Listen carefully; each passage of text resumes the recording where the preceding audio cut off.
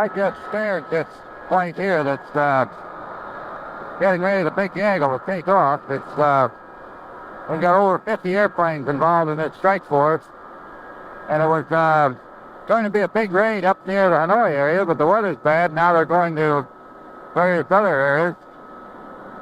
A spares job, for every 4 airplanes we launch one spare off the other runway. In case one of the airplanes that we're having trouble with, they can fill in any 4 positions, any one of the 4 positions. He's usually a leader, so in case the leader aborts, he can fill in that spot.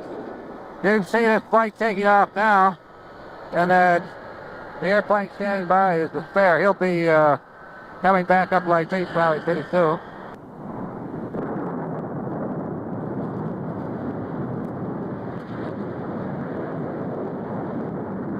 They like to fly in flight before. That's why we have a spare out there, because if we didn't, we'd never get another airplane up in time.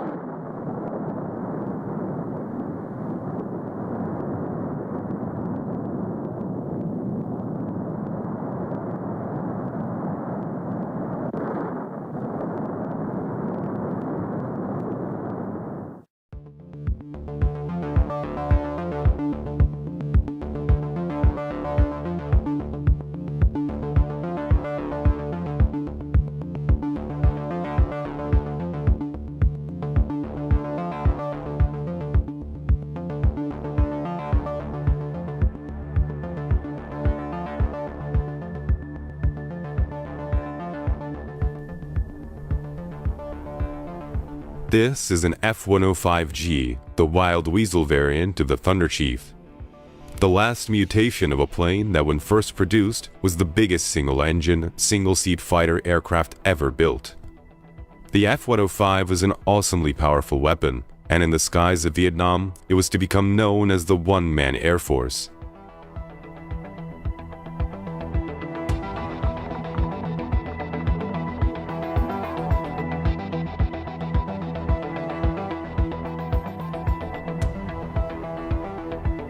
The designer of the F-105 was Alexander Katvelli, chief designer at Republic and no stranger to the concept of big fighter aircraft.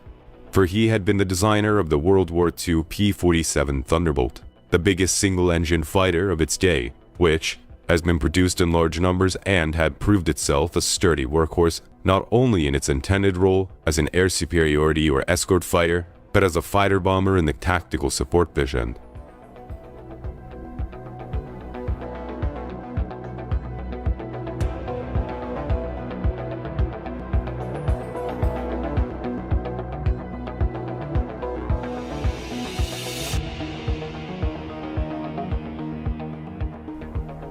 Work on Advanced Project 63, the series of design studies that led to the 105, commenced in 1951, at the height of the Korean War. Essentially as a privately funded update of Republic's F-84. The 84 had been developed as a jet Thunderbolt for the escort and tactical fighter bomber roles. In Korea, it proved not up to the escort role in competition with the MiG-17, but it performed well in the ground attack. The 84's straight wings were part of a very conventional overall design. And indeed, the plane's latter manifestations exhibited swept wings more appropriate to the potential speed of the jet. But with the experience of Korea to guide them and the rapid pace of technological development to compel them, the design team soon realized that they were setting out to design a completely new plane. As a team at Republic was setting out on their project, the counterparts of North American company had just received U.S. Air Force support for the F-100 Super Sabre. First of the series of planes known as the Sentry Fighters that were to cover the multiple fighter roles that perceive as the Air Force moved to supersonic capability.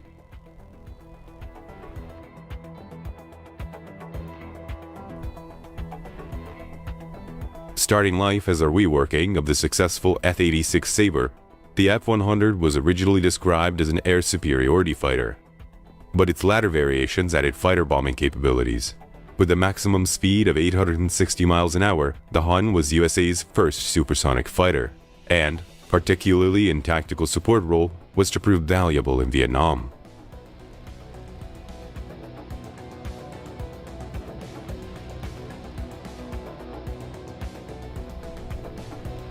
The next plane was the McDonnell F-101 Voodoo, designed as a penetration fighter and escort fighter.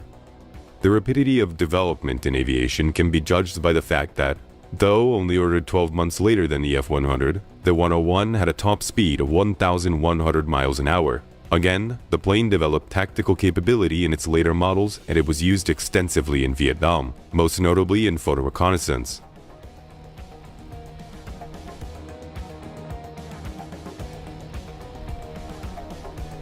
Third of the Century fighters was the F-102 Delta Dagger from General Dynamics, an all-weather interceptor commenced in 1950. Capable of 820 miles an hour, it proved only a moderate success, but naturally was to develop to become the F-106, which had a top speed of 1,500 miles an hour. The Lockheed Starfighter, the F-104, ordered in March 1953, sought flight performance at all costs as an air superiority fighter. Basically a manned missile, the 1,400 mile/hour 104 had a checkered career, but has demonstrated amazing longevity as a tactical strike and reconnaissance aircraft. At Republic, Clark Belley's team working on Advanced Project 63. After a program that ran to 108 configurations had emerged with a design for a single-engine, single-seat tactical fighter bomber with the capacity to carry nuclear weapons in an internal bomb bay. This plane, the 105A, was given Air Force approval in September 1952, originally with the intention of mass production, but in the end only 2 were built.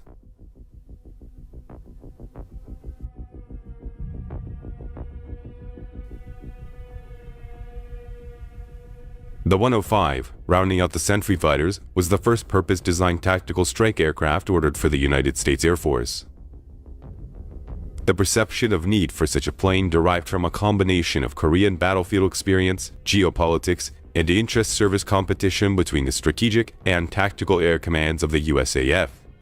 For TAC, the 105, in addition to opening up parameters of their new conventional role, brought with it the capability to carry nuclear weapons over a long range, with a corresponding rise in their prestige to rival that of the Strategic Command.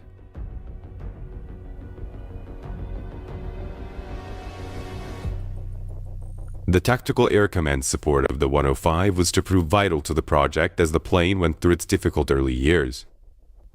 Virtually all the technology and engineering of aircraft were being revolutionized at once, in response to the myriad physical changes inherent in the transition of the age of supersonic flight, and the F-105 was to have plenty of developmental problems in the years ahead. But what made the huge fighter so special was its large internal capacity. The atom bombs, more reminiscent of drums than weapons, gave it a potency far beyond any competitor.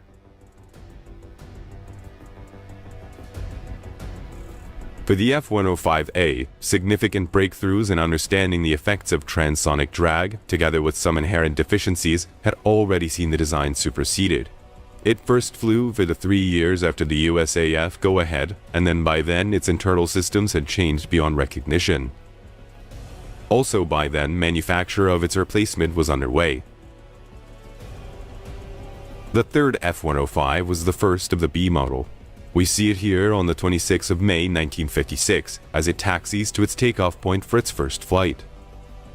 This was the first 105 to have a power plant big enough to match its size, and major external changes had also been incorporated, chief among which was the area ruling, which had rescued the F-102 from its drag and turbulence problems. This had replaced the straight lines on the A model with a slim hip over the wing. A massive 4-pedaled air brake now dominated the previously clean lines of the engine exhaust, and there had also been changes made to the air intakes, giving the Thunderchief its characteristic nostrils. A larger tail area had increased stability. These and other changes have resulted in a plane with the capacity to double the speed of sound.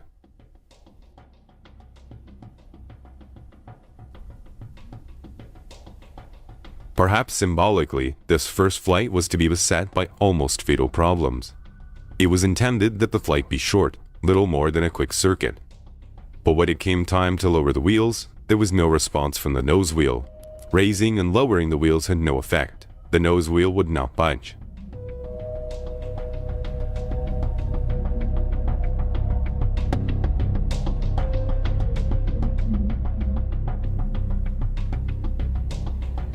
Rather than abandon the plane, it was decided to attempt a wheels-up landing, and so the test pilot set the machine down on a long, dangerous slide across the salt.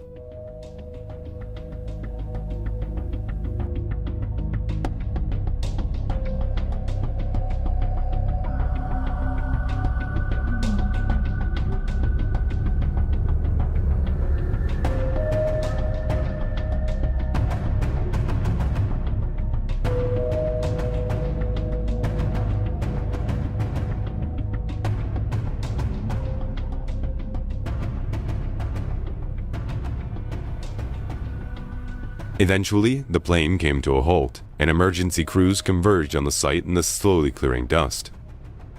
The crash was more than an intense embarrassment for a project that was already being scrutinized as excessively expensive and troubled by technical problems. However, it was still possible to argue that the problems were being solved in ways that consistently improved the overall capability of the plane. And that even as simply as a test program, the 105 was revolutionizing the understanding not only of the science of aviation, but the potentiality of a tactical aircraft.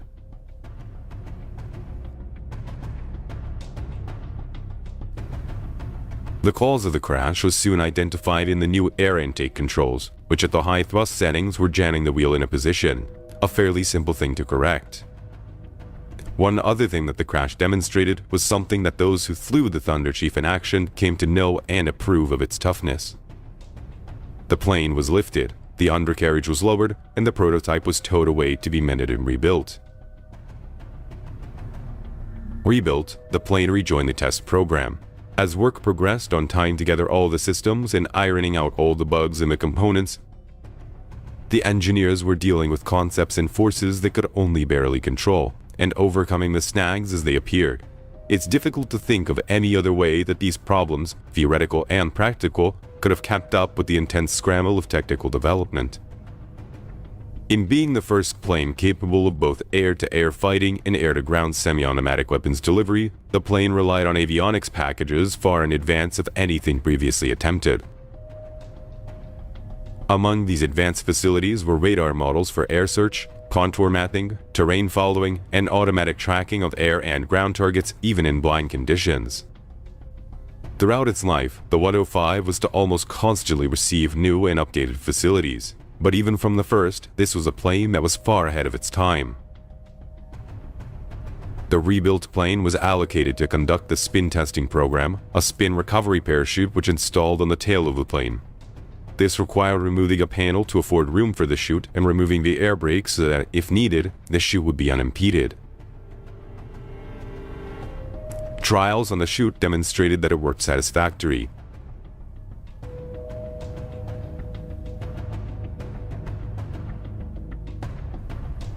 The aim of spin testing is to ensure that the plane can be recovered from a spin to normal flight. That, once control has been lost, it can be regained. Of course, the first thing to do in such a test is to lose control of the aircraft deliberately. Then, the test pilot sits there while his plane plummets through the air for a specified duration, and then he attempts recovery. This is not for the faint-hearted.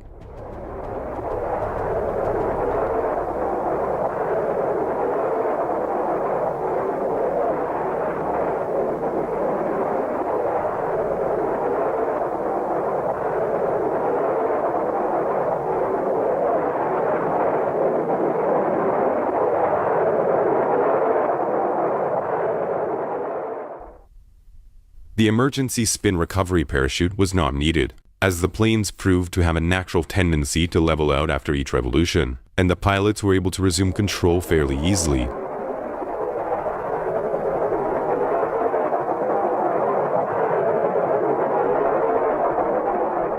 However, the airframe still had to be tested, and so the trials went on.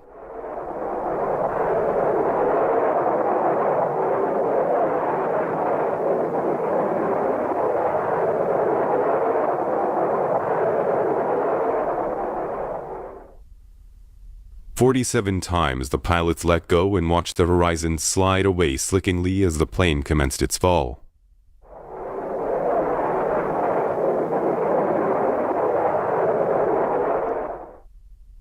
If you look carefully here, you'll see a pillar of flame leap from the tail of the plane as the engine stalls.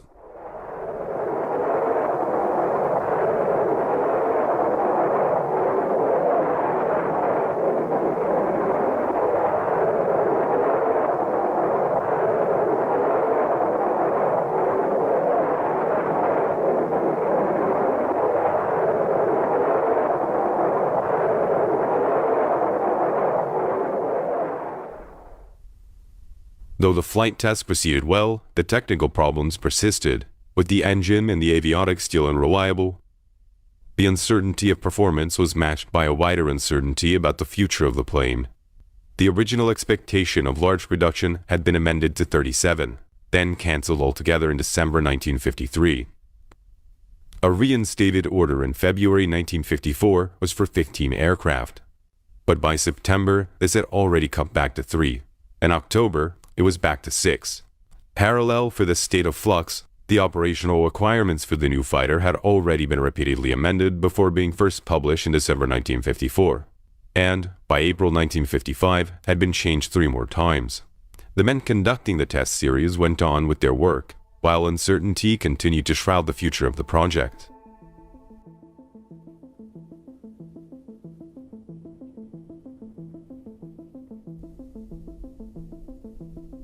The 105's already considerable range had been augmented by the addition of external fuel tanks, and these two had to be tested to establish the effect they had on the plane, as well as to test the tanks themselves.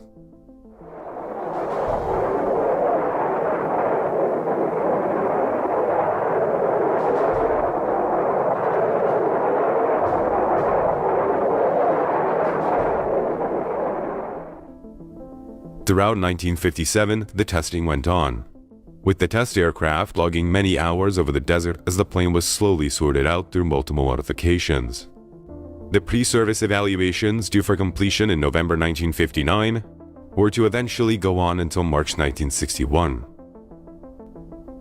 Of the specifications added in 1954 was that the F-105 should be capable of in-flight refueling, another recent innovation already being widely used. With an airplane like the F-105, this was a tricky proposition. For the fighter pilot to slow down to the same speed as the tanker left him with insufficient airflow over the wings to maintain lift. The top speed of the tanker and lowest speed of the F-105 were very close, and, as you see, the fighter becomes very hard to maneuver, especially in the turbulence of the larger plane and often stalls entirely. Attempts to alleviate the problem by handing jets to the tankers, as here to a B-29, didn't help all that much. All supersonic fighters had trouble until jet tankers raised the speed of refueling to safer levels.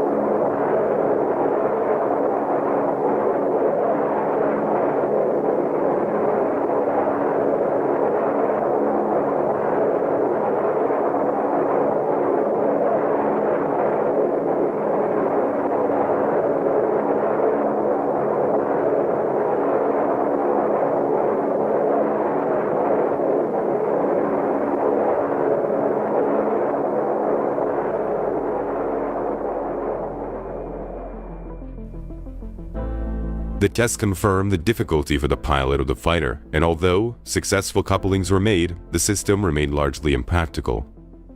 Not due to any failure of the F-105, but because of the inadequacies of the tankers. Having the drobe trail from the wingtip rather than from the tail of the plane removed the operation from the worst of the larger plane's turbulence, and facilitated matters somewhat. but the tendency to stall still remained.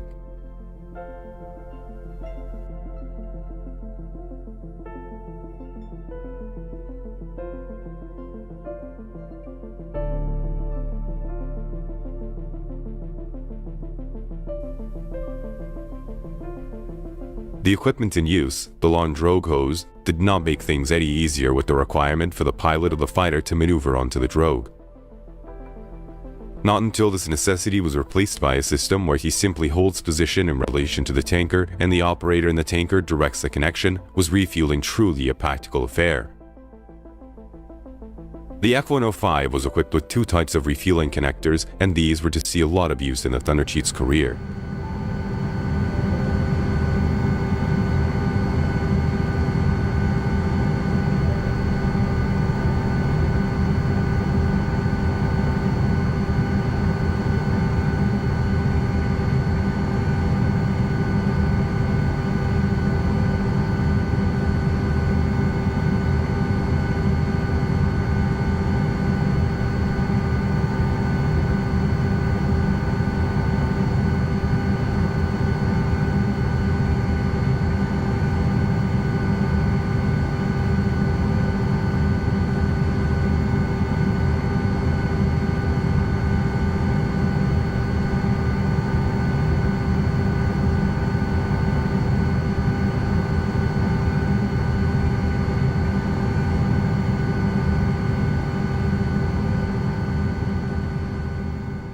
Back at the end of 1954, Republic must have been wondering about the fate of the 105, and their anxiety can have only been slightly alleviated by the bittersweet news that they received in February 1955.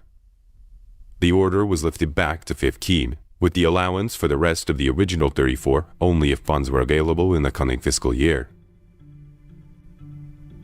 To add to this ambiguous news was the unsettling proviso that there'd be a fly-off against the North American company's F-107, an updated, high-powered, and re-eclipsed Super Sabre variant.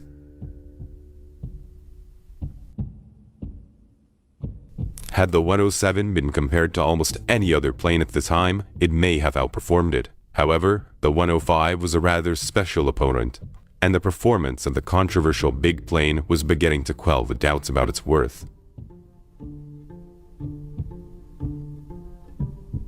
The revisions of the Thunderchief specifications had continued in a stream of expansions of its system's capability.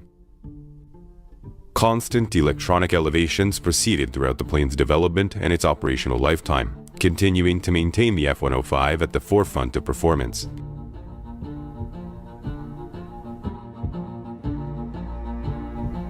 The plethora of design changes meant that the first 15 F-105s produced represented 5 distinct subtypes. Eventually, there would have been 19. During the test program, of course, the revisions of the plane meant that the trials were regularly extended. The normal flight testing programs were consistently completed with little trouble, as the airframe behaved very well and had admirable flight characteristics. However, the electronics of the newly conceived and developing systems caused continuing delays as their performance was lifted to their supposed specifications. With the benefit of hindsight, we can appreciate what a fine aircraft was evolving in the process. But at the time, eyebrows were being raised as there was considerable skepticism about the plane.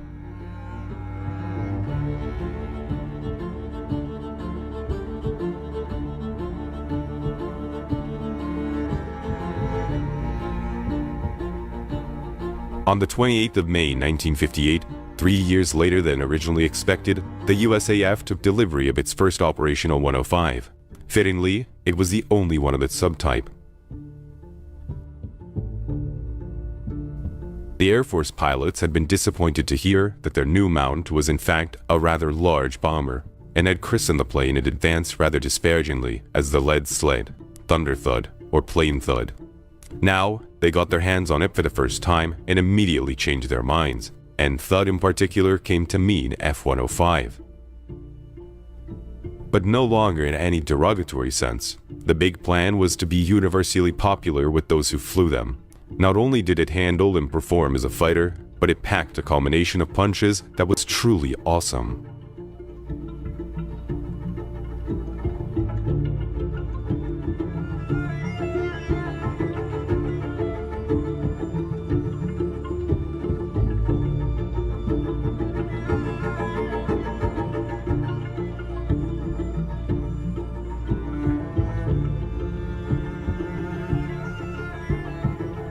Fully laden, a 105 could carry 14,000 pounds of a very wide range of external stores, including all normal bombs, rockets or rocket pods, cannon pods, electronic countermeasures, packed air-to-surface missiles, and Sidewinder air-to-air missiles. But almost as the reason for its existence, the Thunderchief also had a bomb bay.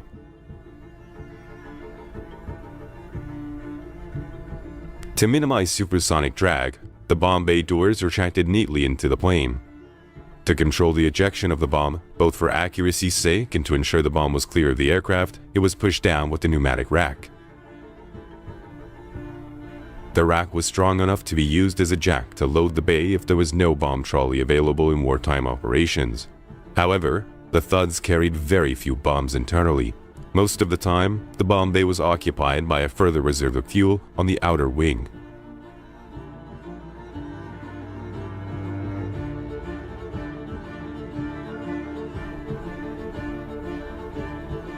There was a provision for 2 stores pylons to be fitted. These could be used to carry weaponry and fuel in any desired combination, or removed to allow the attachment of specialized delivery racks for other armaments, like this installation for the Sidewinder.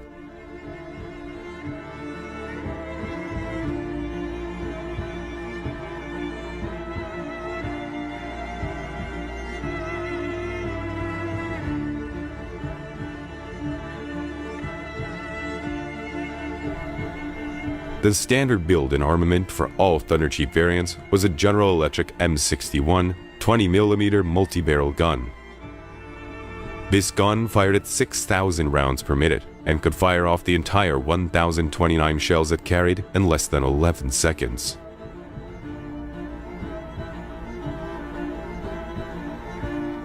Air Force deliveries continue with the 335th Tactical Air Squadron, becoming the first fully equipped with the new fighter and celebrating by setting a world speed record.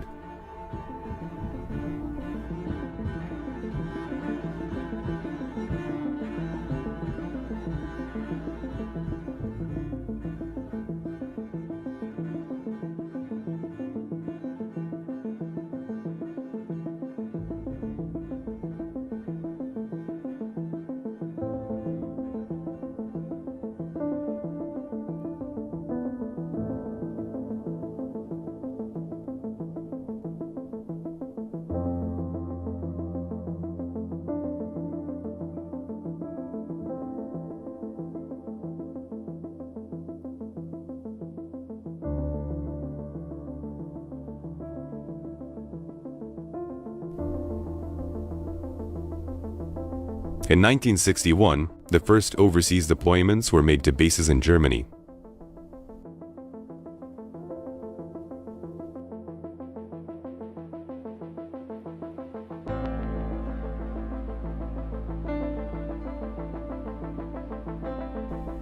Far away from Europe, the summer of 1964, so the Thud goes into action for the first time.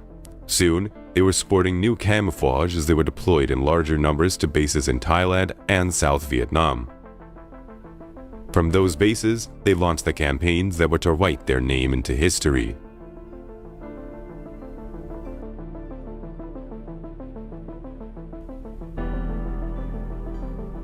For the F-105, Vietnam was the right place at the right time.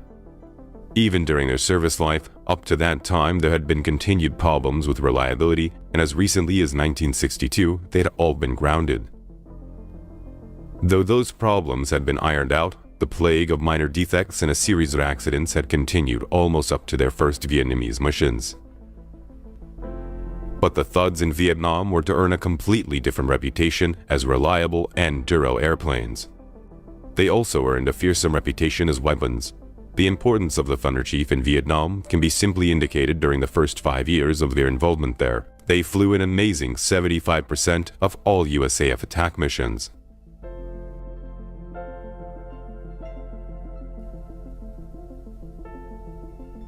If the skies of Vietnam were full of bombs, it was because the Thuds put them there.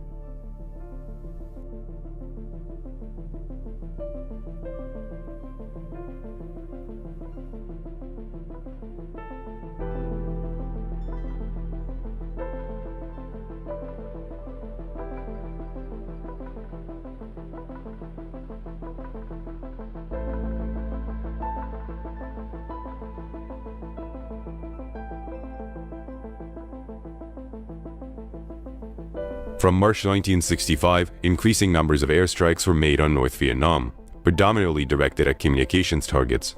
The raids relied almost entirely on the F-105s.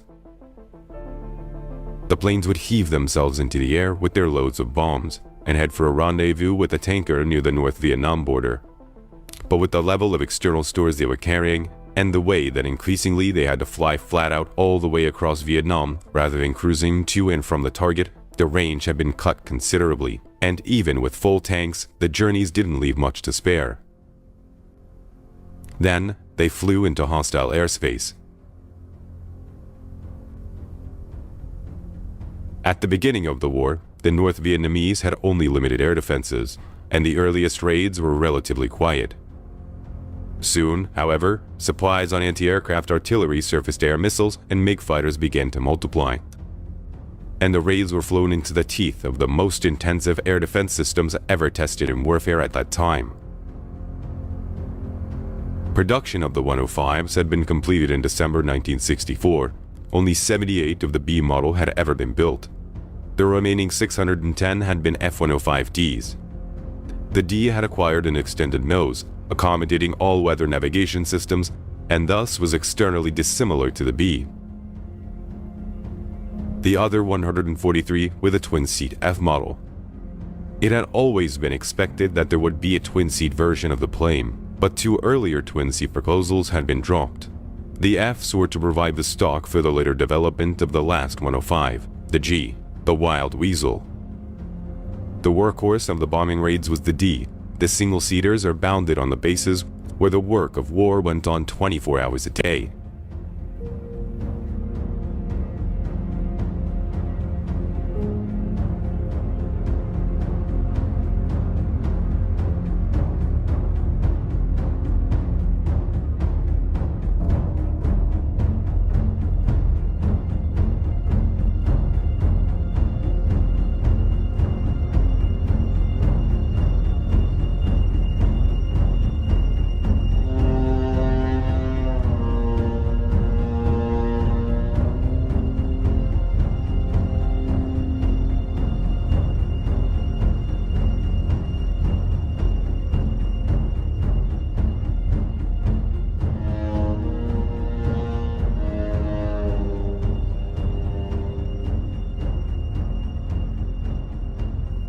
At the end of each mission, the returning pilot would confer with his crew chief about the performance of the plane and handed it over to him for service.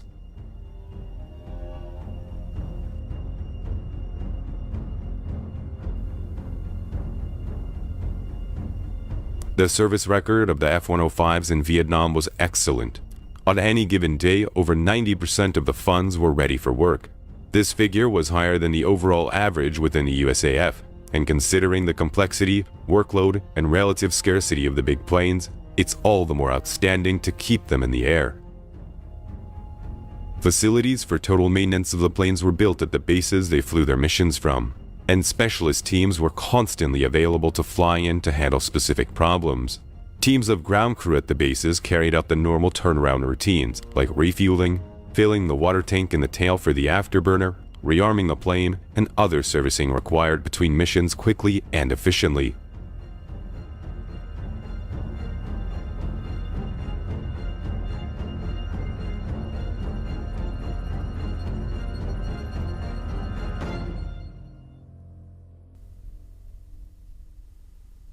The body of the plane was a patchwork of hatches, allowing access to the equipment inside.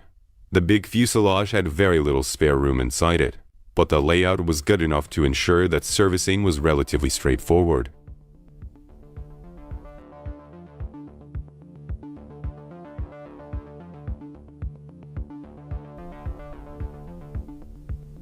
The bases were a far cry from the mud and improvisation of the Second World War. A Thunderchief parked on Takhli's acres of hearthstand could be serviced with relative ease. The wing point combinations for the next missions were selected and affected, and the plane armed in the smooth and practice routine.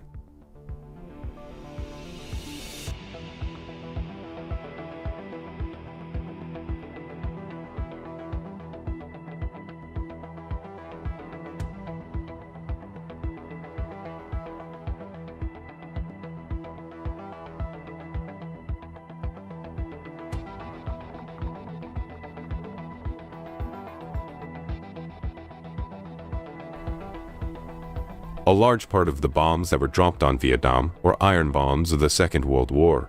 Vintage, sadly, they were a part of a design philosophy and era that should have been long gone. However, modern smart bombs were not to really arrive in Vietnam until the F-111s used them in the last phases of the conflict. So the F-105 missions were often flown to deliver hardware that was uncontrolled in flight, often unstable in trajectory and sometimes unreliable in effect. But with these bombs, the Thuds hammered the North and in most instances destroyed their allocated targets right through the night.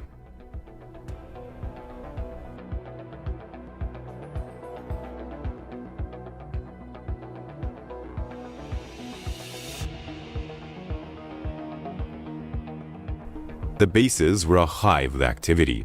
At the work of repairing, servicing, and arming the planes went on.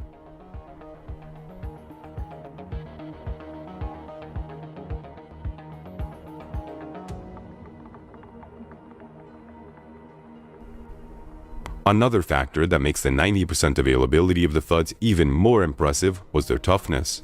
They kept coming back from missions with major battle damage to repair.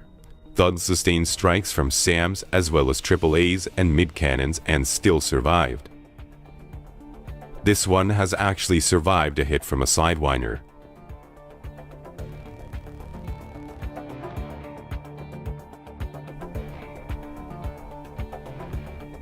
Each morning, the one-man's air forces waited ready.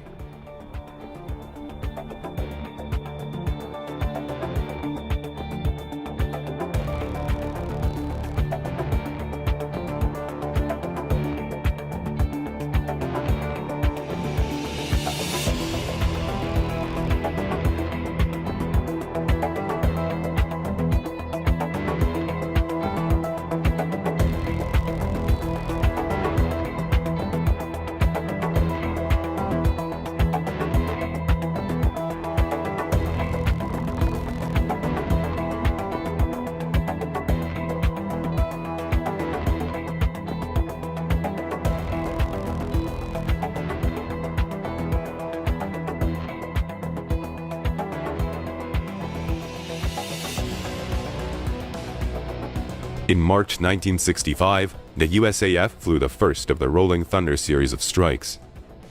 The inclusion of the reference to Thunder is fitting, as throughout its 3 years, Rolling Thunder was to be the almost exclusive province of the Thunderchief. The fuller extension of the air war into the North had 3 purposes. First, to reduce the infiltration of the South. Second, to give pause to the communist leadership in Hanoi. And thirdly, to bolster the morale of the Southern leadership and the people of South Vietnam.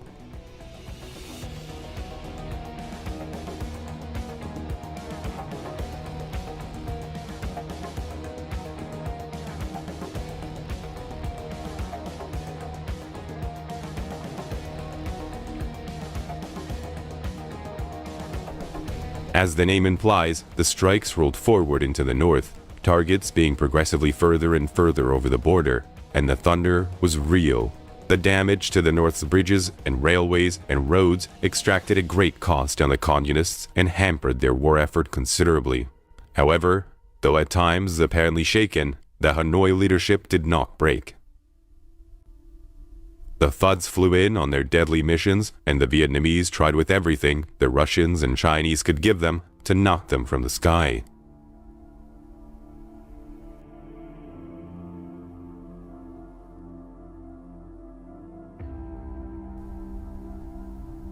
North Vietnam was not an ideal target for a sustained bombing campaign. There was little industrial infrastructure to damage and almost no war production. The country had an agrarian society, predominantly rural and dispersed. The few major targets in the terms of docks and storage were within the exclusion zones around Hanoi and Haiphong, the 2 major cities. For political reasons, these areas were not bombed for most of the war, as the US consistently tried to negotiate an end to the fighting.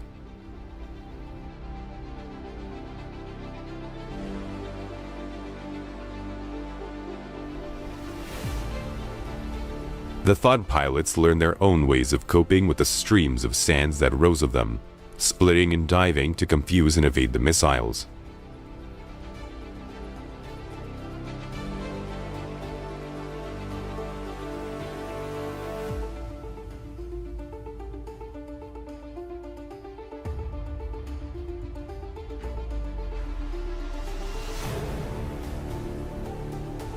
In tangles with the MiGs, the 105s came off well. They had such reversive power that if a MiG managed to get in position to fire, they could in most cases simply accelerate away from them further. The Thuds were capable of turning the tables on their attackers and really mixing it up. 28 MiG-17s were downed by 105s.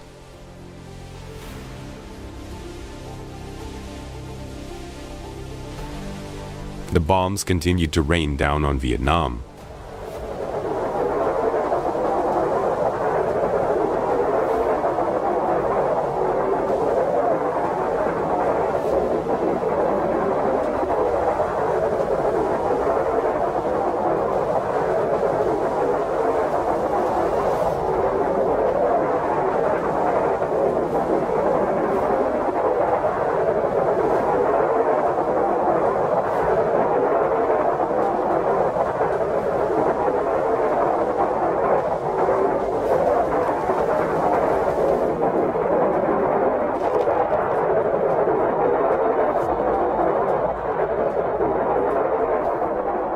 Supporting the bombing was an electronics and communications network of unprecedented technical sophistication.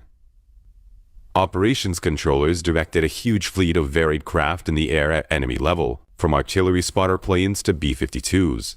They dispatched rescue operations for downed pilots and coordinated the activities of tankers, bombers, and fighters.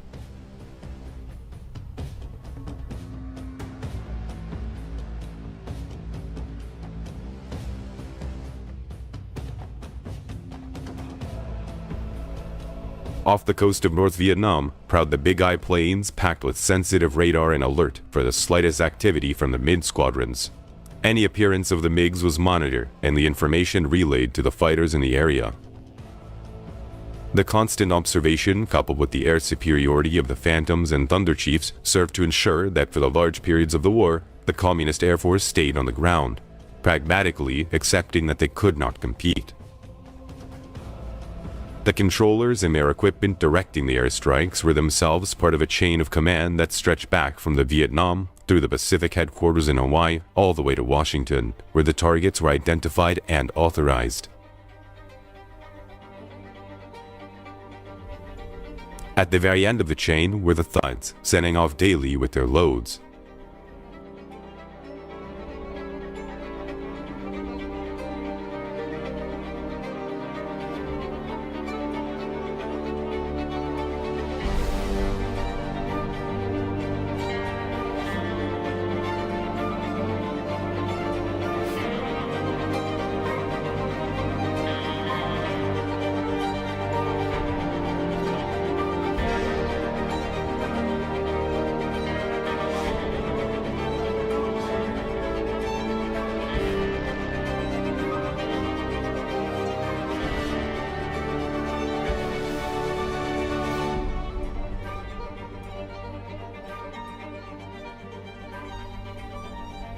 Thousands and thousands of sorties succeeded one another, with the F-105s carrying most of the load.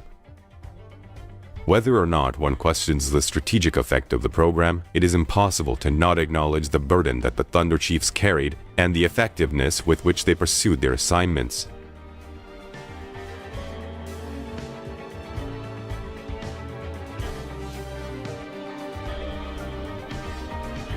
In June 1967, the first of the Thuds to do so reached the halfway point in their theoretical 4,000-hour fatigue lifetime, to be followed soon by others. The most critical fatigue concern was the strains upon the engines. The missions that the Thuds were flying were unlike anything originally envisaged. They were regularly returning at full power with afterburner for extended periods of time. The stress on the power plants was enormous. The hot sections of the huge J-75 engine were particularly vulnerable to this type of treatment. Already, there had been some shortages of spares. As a safeguard, their normal engine life between changes was reduced from 200 to 125 hours. And teams of mechanics worked on overhauling the engines, testing them and reinstalling them on the planes.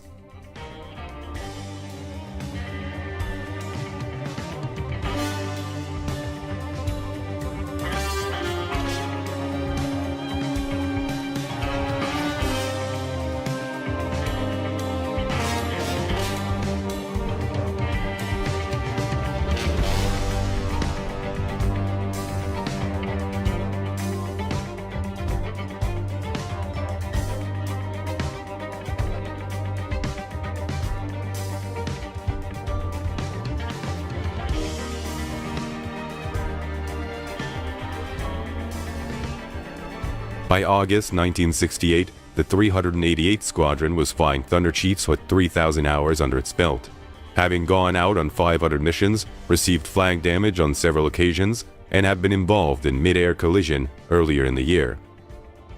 By October, 3 more had passed the mark. They were growing old fast. An earlier suggestion to reopen the lines and build more F-105s had been considered, then dropped. There was a replacement for much of the work already available in the Phantom, and construction was proceeding apace on their successor, a design that had been much influenced by the story of the Thud and which had reflected many of the lessons learned in its combat life, the F-111. For the time being, the Thuds remained indispensable, and they were constantly tended to maintain their status and prolong their life.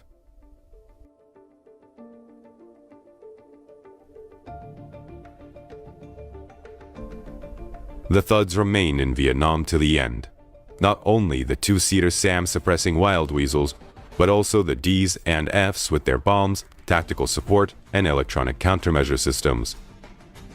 The Thuds were still workhorses right through to the devastating Linebreaker 1 and 2 operations that finally brought the North to a negotiation position that allowed the US to withdraw from the conflict.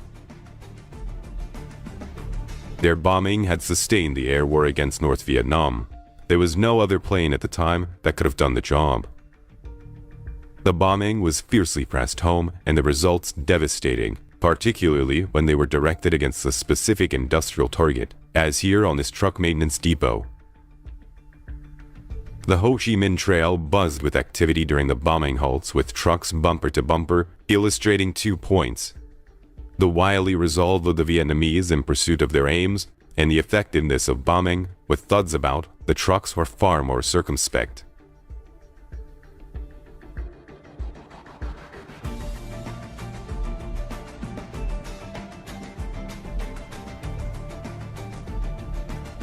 The pilot's tour of duty was 100 missions, and the Thuds saw hundreds of pilots through their tour and home again. They were men who were undoubtedly universally glad to be out of the war, glad to have done their job and survived. However, many of them were still to miss their big machines and the sensation of howling through the air in a huge metal monster at twice the speed of sound.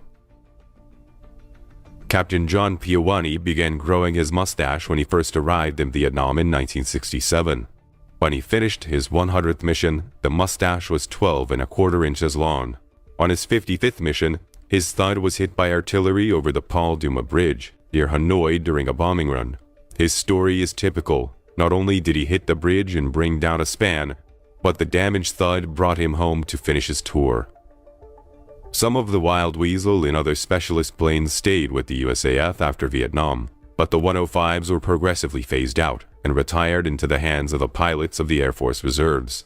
There were not too many of them about, and they faded rather quickly from use. The last reserve of an F-105 was on the 25th of May 1983, exactly 25 years after the accident on the first flight of the 105B.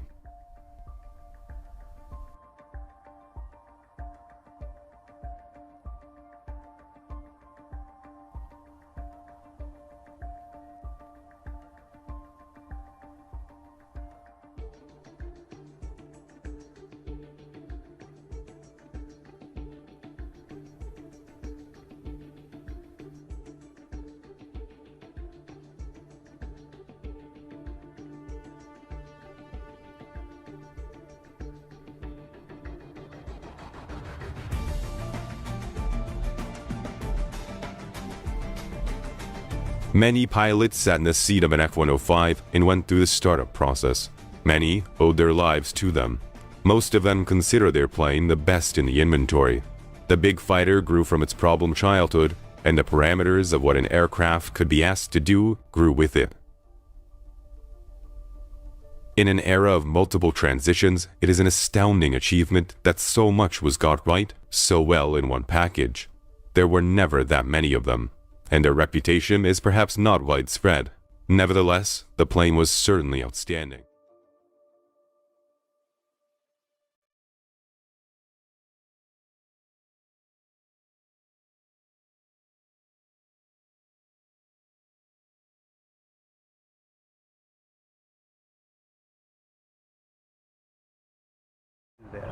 Okay, my name is David B. Waldrop, W-A-L-D-R-O-P. So I was a first lieutenant when I did my combat tour in Vietnam. I actually flew out of Thailand at both Korat and Takhli. I started at Takhli, I was TDY from Yokota, but I was a first lieutenant my entire tour.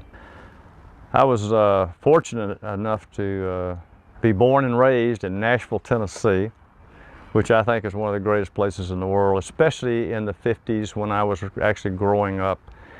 You know, Nashville was a city. It had everything to offer that cities have, but yet just a little outside of town, it was rural. And my dad used to raise hunting dogs, bird dogs specifically, and we used to hunt and fish. And back then, you know, even as a young kid, I mean, I could, when I started driving, I could knock on a farmer's door and say, "Sir, do you mind if I go hunting on your place?" And he'd take a good look at you and he said, "Do you know how to hunt? You know how to handle a gun?" I said, "Yes, sir. My dad taught me well."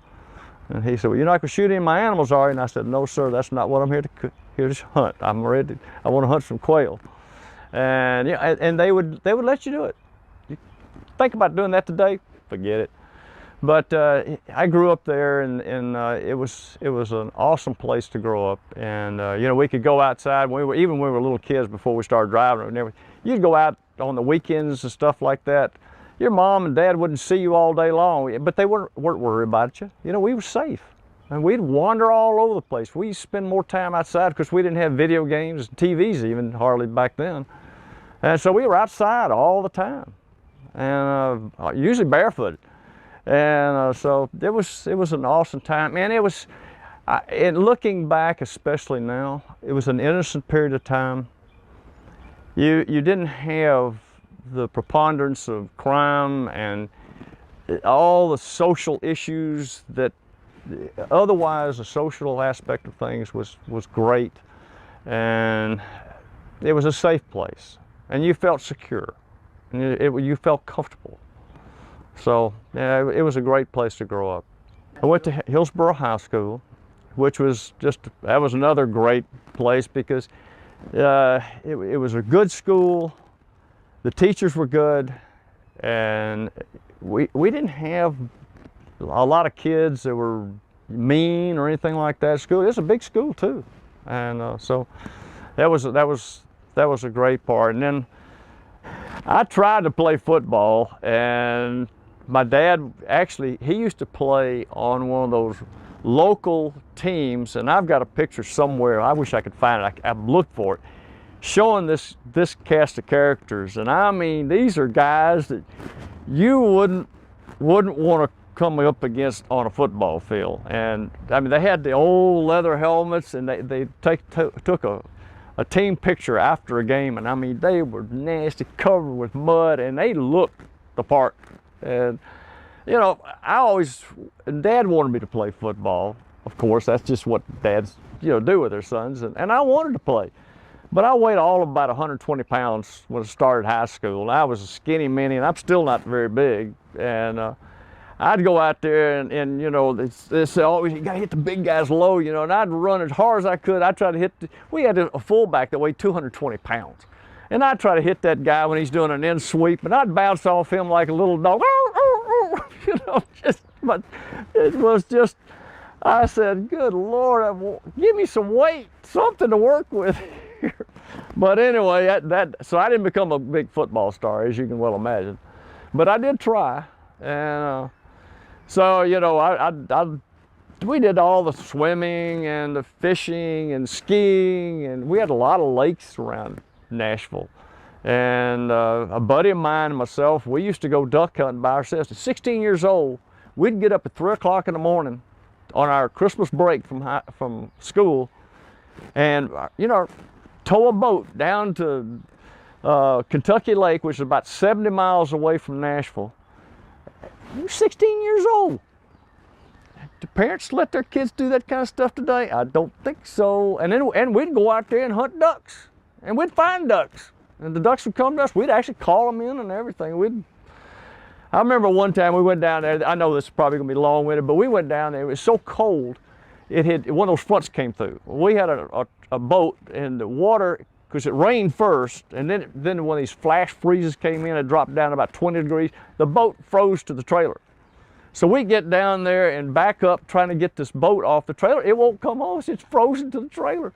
And I pulled my pants off, my boots off, and I walked out in this ice water and literally rocked the boat and finally broke it loose. Yeah, that's just what we did.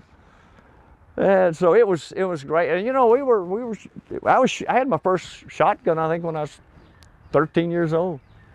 And it was just a different time. But it was great. It was fantastic. TV came about probably, I guess, when I was somewhere in grammar school. And we had one of the stations in Nashville. There was only 3 at that time. Used to close out their evening broadcast at 11 o'clock at night with the poem High Flight.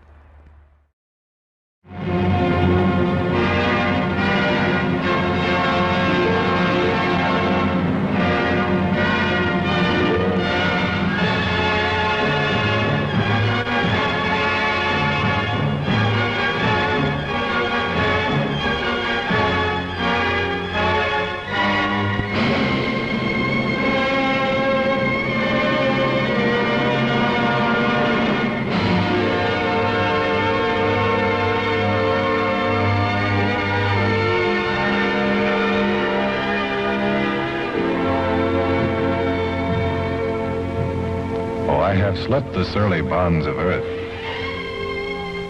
and danced the skies on laughter-silvered wings. Sunward I've climbed and joined the tumbling mirth of sun-split clouds and done 100 things you have not dreamed of. Wheeled and soared and swung high in the sunlit silence. Hovering there, I've chased the shouting wind along and flung my eager craft through footless halls of air. Up, up the long, delirious, burning blue, I've topped the windswept heights with easy grace, when never lark nor even eagle flew. And while with silent, lifting mind, I've trod the high, untrespassed sanctity of space, put out my hand, and touched the face of God.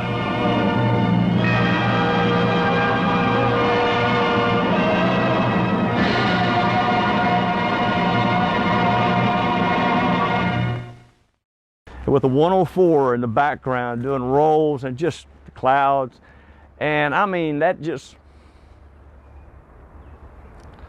it just grabbed me. Plus we had a guard unit that was flying F-84s, and although we weren't really near the airport, their pattern would take them pretty near our house, and they'd be in fingertip formation, you know, you'd see those guys, and I looked up at, God, that's so cool. And nobody in my family had ever even set foot in an airplane, but that was it. When I was 16, I decided I was going to be a single-seat fighter pilot, flying in the Air Force. Not the Navy, not the Marines. I didn't even know the Marines had airplanes, actually. But not in the Navy, but the Air Force. That's just what I decided I was going to do. And so I pretty well oriented everything I did from that point forward to go that direction. And I got accepted to Vanderbilt University. Now, I'm not the brightest candle on the cake by any means, which Vanderbilt's a pretty tough school, but I did get accepted, barely. But they had naval ROTC. Well, that wasn't what I wanted. I wanted to fly in the Air Force. And so I knew, you know, I did enough research, and I found out that what I had to do is come out of college with a degree, and the best way to do it would be to go through ROTC, so you come out as an officer. Because I did talk to some I guess, counselors that knew, and so I said, I'm going to University of Tennessee. Well, that saved Mom and Dad a lot of money, because Vanderbilt was a private university, although, of course, I was living on away from home, but that was also good.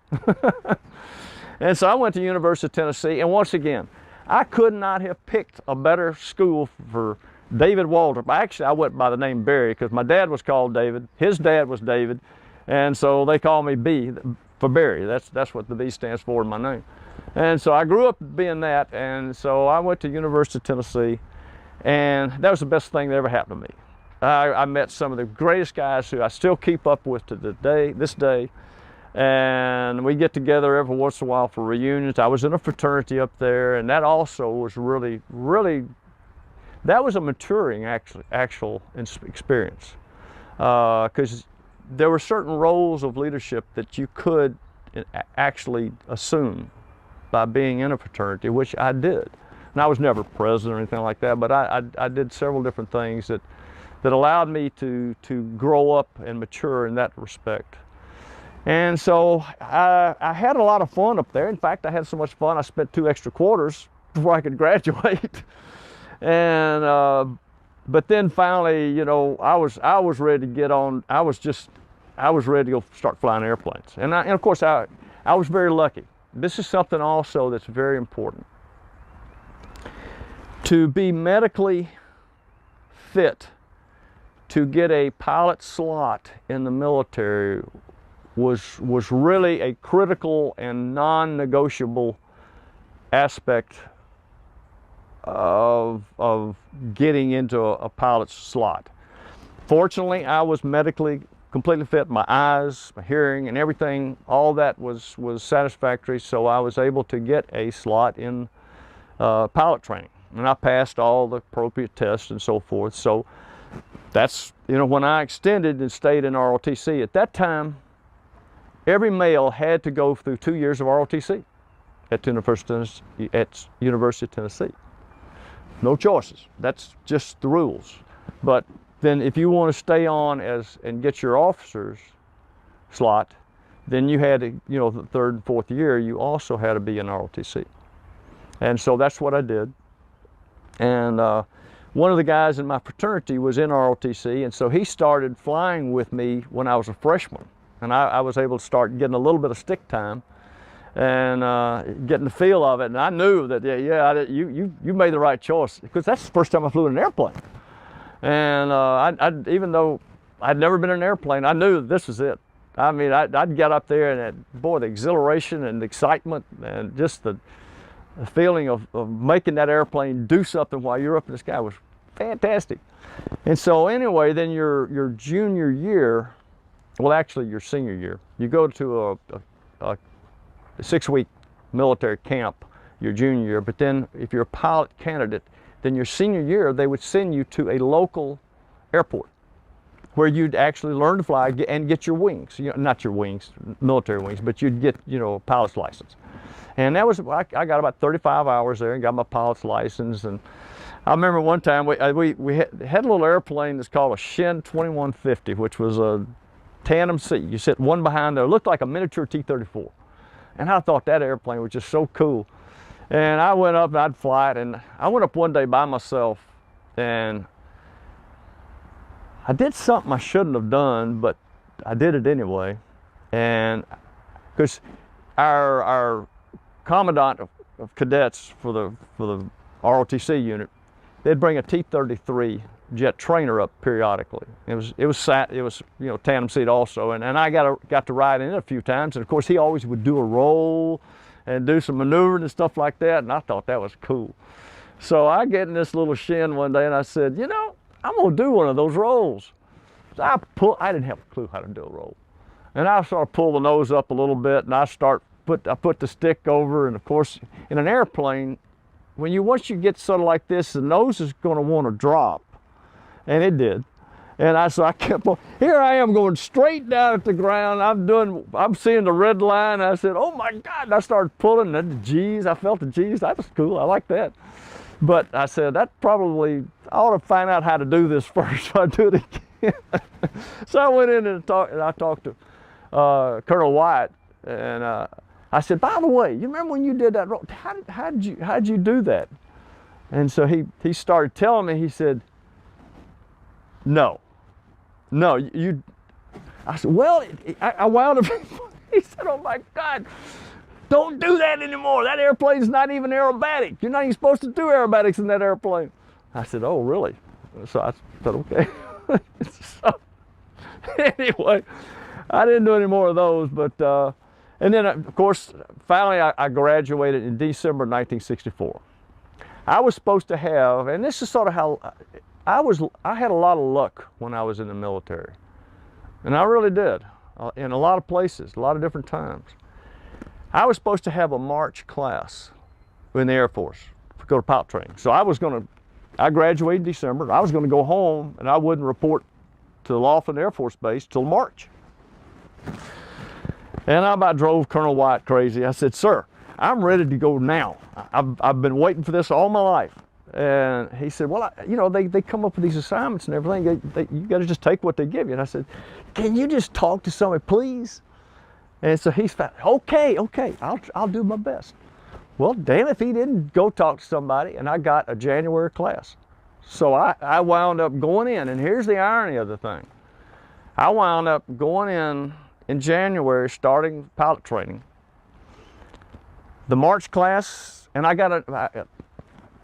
can go into more detail, but I got an F-105 assignment. I had to work my ass off, but I got an F-105, which I wanted a single seat fighter, and that was one of the 2 airplanes that I wanted to fly when I was 16 years old. And the March class, they didn't have any 105s. I mean, no, you'll never know how it changed my life. It completely oriented my entire life.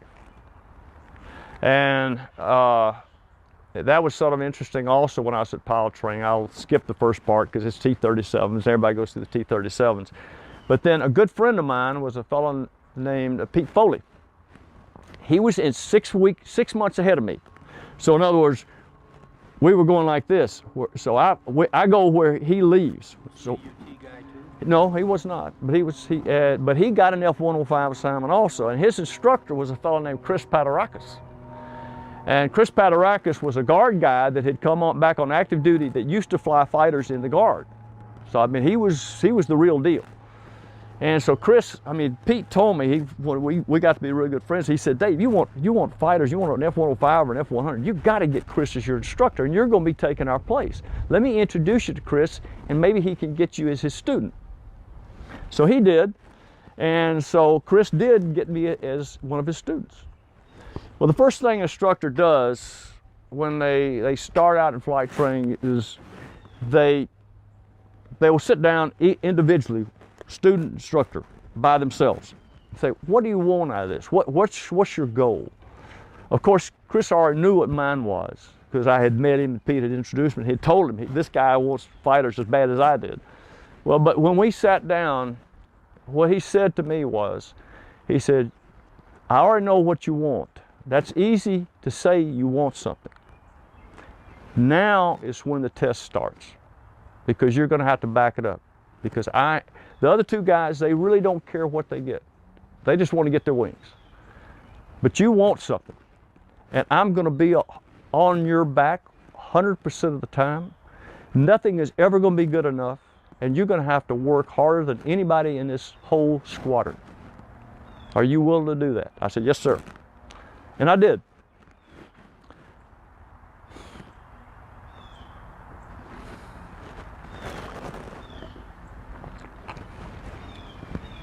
If I was 10 feet off, Dave, what's wrong with your altitude?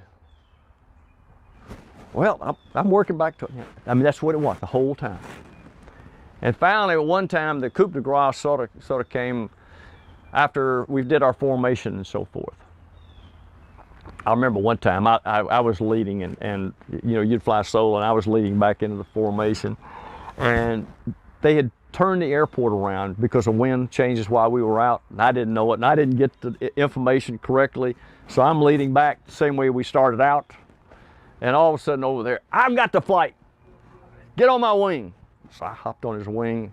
We go back out, re-enter us. Oh my God. We got on the ground, and Chris walked over to my airplane, and it was everybody on the flight line could hear Chris just absolutely wearing me out all the way back in. Of course, I got a big old pink on that ride too. But my formation was good.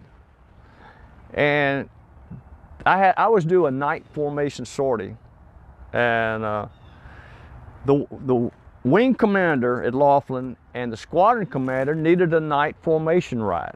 So Chris set it up so that I did my solo ride with them.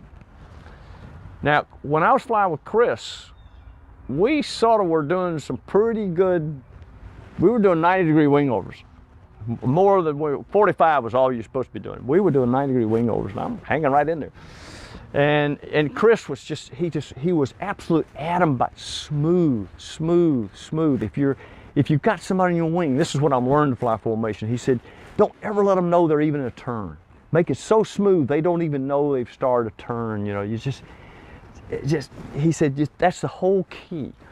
And so I get ready for this night formation ride, and Chris says, Dave, I want you to do exactly what we were doing the other day. And I said, sir, it's night. And I said, besides, we were supposed to be doing 45. He said, if they don't come back with their flight suits soaking wet, I'm gonna pink you. And of course it was a full moon. And he said, it's a full moon. Nobody will have any trouble seeing each other. So I went up, and I mean, here we are, night. 90-degree wing overs. And we get back on the ground, and I got in the room, and I saw Chris, and he said, well, did you? I said, well, I did what you told me, sir. So I'm standing about as far as me to Scott from Chris, and those two characters walked in. They were full colonel and a lieutenant colonel. They walk in, and they stop right in the doorway. And they look at Chris, and they looked over at me, and one guy didn't even turn his head, he just looked back at Chris. Did you put him up to that? Chris said, oh God, Dave, what did you do? And I said, I flew like you told me to do, sir. and Red Wine, who was the squadron commander, started laughing. He said, I think I have seen it all now. That's the first time I have done 90-degree wing overs at night on some brand new pilot's wings. And I passed. Anyway, the formation night flight was toward the end, and at that point in time, I had my F-105 assignment, and that was one thing that Colonel Redwine said, what kind of assignment did you get? And I said, I got an F-105, sir. And he said, well, you ought to do well. And we graduated. We started in January of '65. I graduated in February of '66, and then. We had, back then they used to group all the students from all the different training bases into one big list, and everybody was ranked according to their ranking, and also what their instructor, their recommendations, and so forth. And so anyway, they had 6 F-105s and they had 5 F-100s. Now those were the only single-seat fighters that we had. So we had 11 single-seat fighters, and there were 225 students. So Chris got me my single-seat fighter. And I went to Nellis, and my class, though, didn't start till May. So I had really February to May. I wound up going to survival school up at Reno at Stead Air Force Base, which was great since most all of us were going to Vietnam. So we have a February Stead survival school and had to wear snowshoes. Somehow or another, going to Vietnam with snowshoes didn't seem like the right program, but that's what we did anyway. And so most of us were hopping backseat rides with instructors, which you could do, and then you got you familiar with it, started getting you familiar with the airplane, that giant airplane. And our class started in May, I think it was, of '66. And now here's another interesting. So I had Chris Padarakis. By the way, what I didn't say about Chris Padarakis is this. He applied to the Thunderbirds while I was his student. Well, the 1st of January, he left me as my instructor, and he went to the Thunderbirds. He got selected to fly left wing on the Thunderbirds. So you can get a little bit of an idea of the mentality, the demand for perfection, the absolute acceptance of nothing outside the box. It had to be constantly the best of the best. Well, I go to Nellis and I get an instructor who doesn't have the same uniform as the rest of the Air Force guys. He's a Navy exchange pilot by the name of Harley H. Hall. And I'll tell you, then I'll give you the rest of the story. When I'm out there just starting formation flying with Harley, over the air, for everyone in the world that's on the frequency to hear, Dave, smooth, smooth, smooth as the skin on a maiden's breast. Every fighter pilot that was on that frequency, of course, had to chime in and jump in on top of Harley. But you know what Harley later became? Blue Angel lead.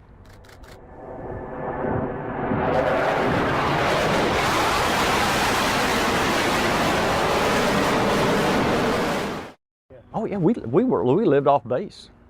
I was living in an apartment right off the strip. Wow. I tell you what, for a bachelor in Los, the only problem was I didn't have any money.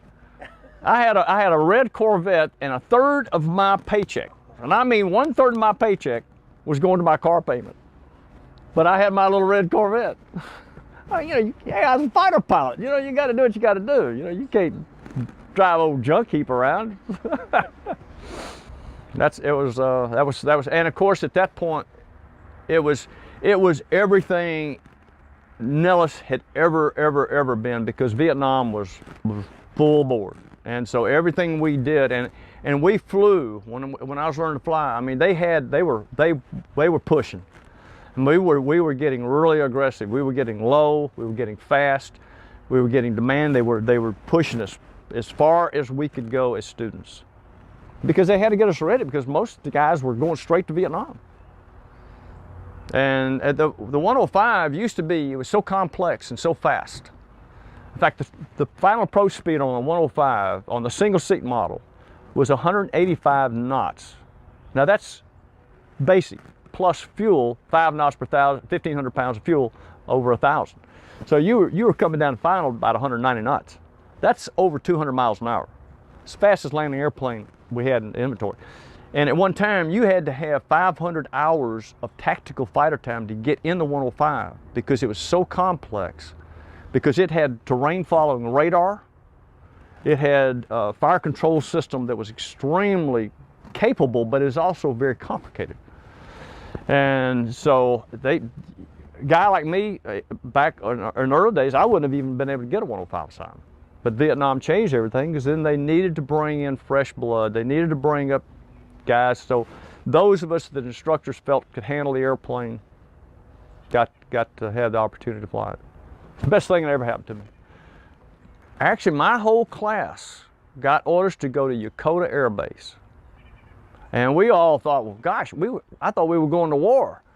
And we had 6 guys in my class, and all of us went to Yokota. And that was because they needed to fill in Yokota, which had a nuke alert commitment, and they had to keep that fully manned.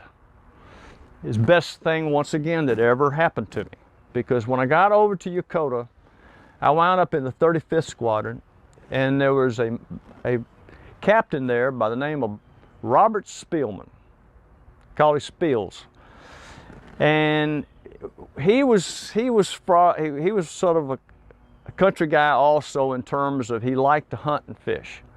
And so we just hit it off, and they had a couple of motorcycles there, and so we started riding motorcycles together, and we got to be really good friends, and he was a weapons officer. So we would fly a lot together, simply because he could fly with me. And once again, I mean, he just pushed, he pushed, he pushed. He let me lead, and when lieutenants were not even supposed to be leading, but when I was with him, he would always make me lead part of the flight, get on the wing, and he would always maneuver, always maneuvering the airplane, always working me out. And he let me do stuff that none of the other lieutenants over there even got to do. And I know one time lieutenants were never supposed to ferry an airplane solo from Osan, which is where we did our Osan, Korea, which is where we did our nuke commitment. And so we were going to come back together. There was 2 airplanes that needed to come back to Yokota. So I was in one airplane, he was in another one. We get up, fire up, and get ready to go. And his airplane goes down. Now, he's supposed to have cut me off at the same time. He didn't. He said, Dave, we need to get that airplane on back. I'll take the heat. So I took it on back. Well, halfway back to Yokota, I had a complete electrical failure. Here I am by myself at night, and I have a complete electrical failure. And we had, it wasn't an overcast. It was, you know, I didn't have a visibility problem. So I wanted to bring the airplane back to Yokota by myself, had stuck a little pencil flashlight up in my helmet to shine on my instruments we had standby instruments over on the right side of our main instruments, they were gone. But we had little standbys. So I got back to Yokota with the airplane, and Spills, never anything ever came of it, because they didn't really, the head guys never knew about what took place, other than, you know, one came back with an electrical failure. That's all they knew. But Spills said, I knew you could do it. I said, I wasn't planning to do it this way though, sir. And we went out one day on a dart mission, in fact, right before I went to Vietnam. And this was sort of interesting too. I was flying number 2 on Spills' wing. Now dart, do you know what a dart is? It's a long silver winged device that is towed behind another airplane. In our case, we towed it with a 105.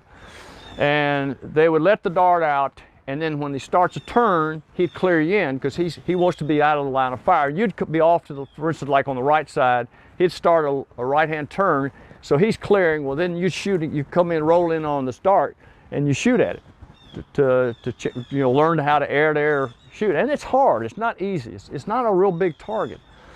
So Spills went in and he didn't hit it.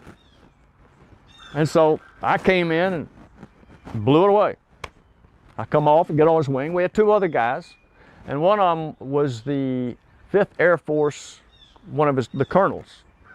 Colonel Batzel, actually was his name. And he was flying number 4. Well, number 3 comes in, he fires, didn't hit it. Well, they had a dart spare, I'm sorry. I hit one, then they had to dispatch that one. They had a dart spare airplane, because this was real critical. We all got our air-to-air renewals.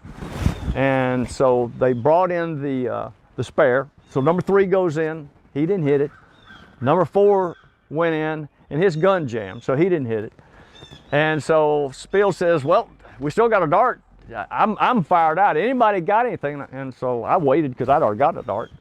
And he said, Dave, how about you? And I said, well, I might have something left. He said, go for it. I went in and I did press. And I hit that thing, and I mean, it literally just, it exploded. And I had a high G over the top over the thing. We got back on the ground, and Colonel Batzel said, you were really pressing on that target. And before I even had a chance to open up, Spill says, sir, this is one of the things we've been trying to ingrain and teach into our drivers, is sometimes they're going to have a close-in shot, and they need to have the flexibility and be prepared to handle these situations. So I got 2 darts on one mission, that's pretty cool. I mean, that was right before I went to Vietnam. Okay, when I first got to Yokota, I wanted to, the guys were walking around at Nellis with this 100 mission patch, and I really wanted that 100 mission patch. It was one of those goals that I had, is to get that 100 mission patch.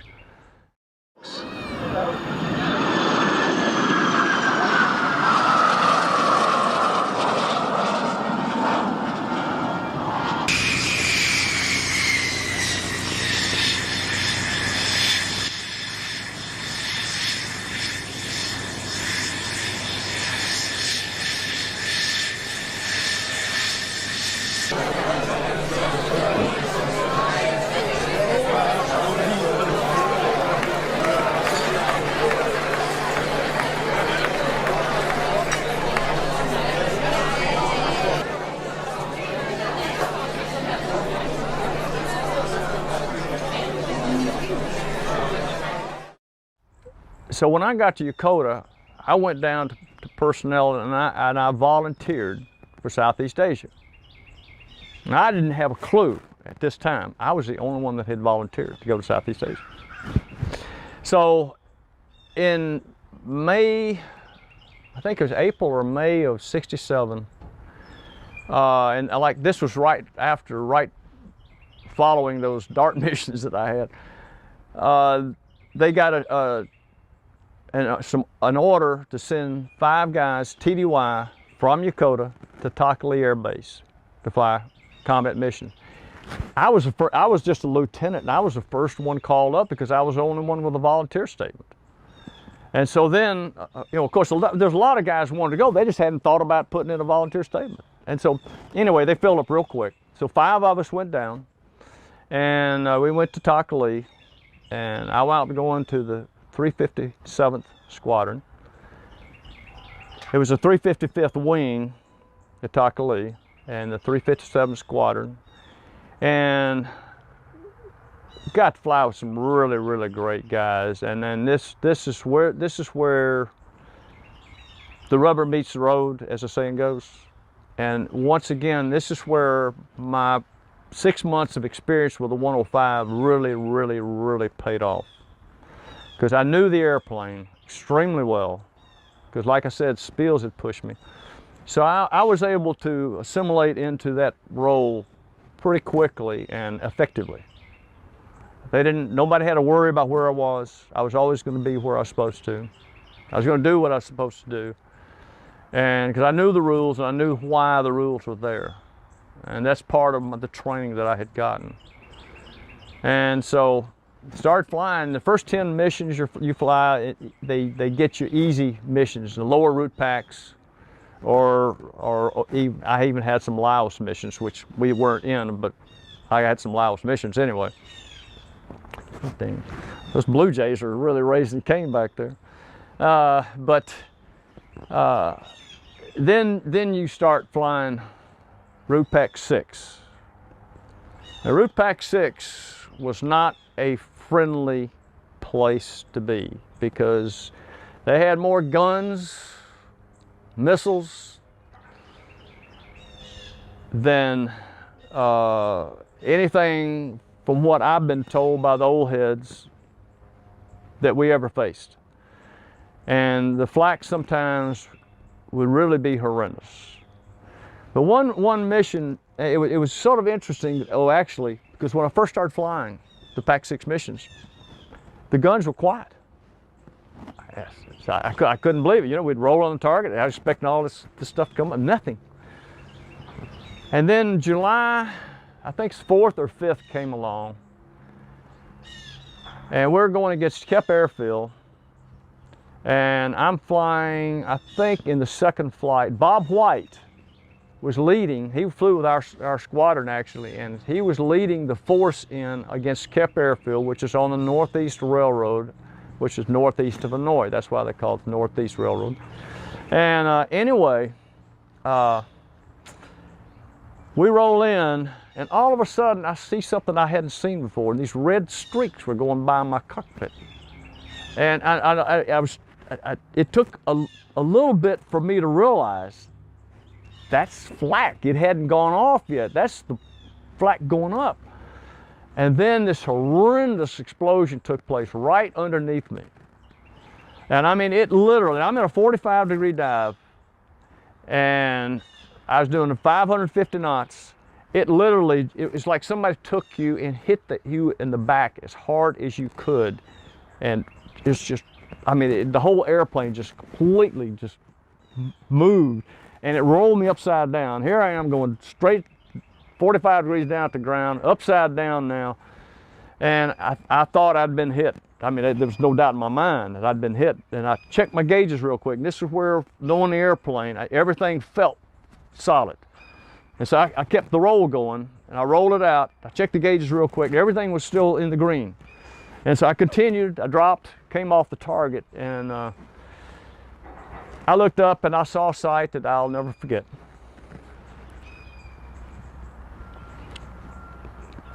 One of the guys on the first flight had been hit in the belly. We had a belly tank, and fuel was just pouring out, and he was a ball of fire all the way back. And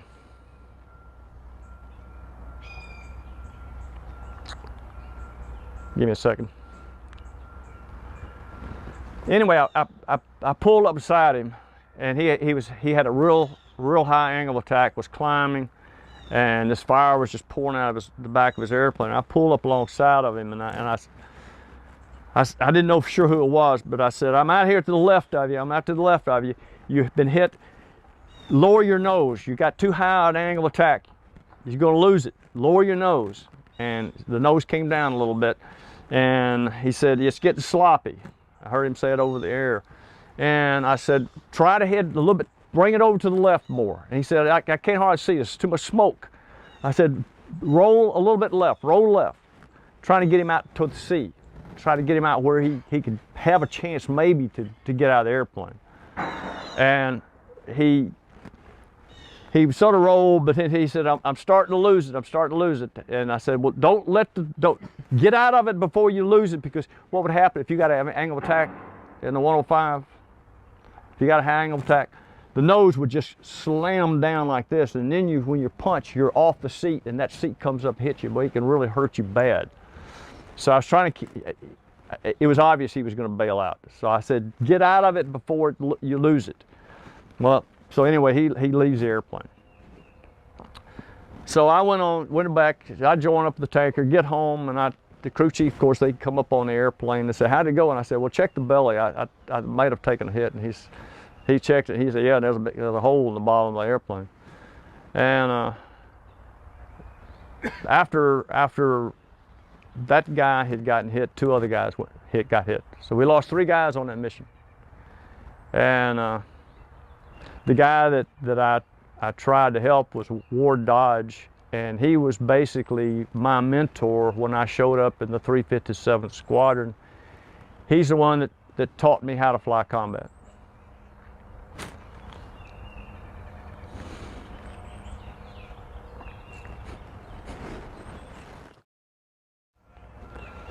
And from that point forward, flak was the name of the game.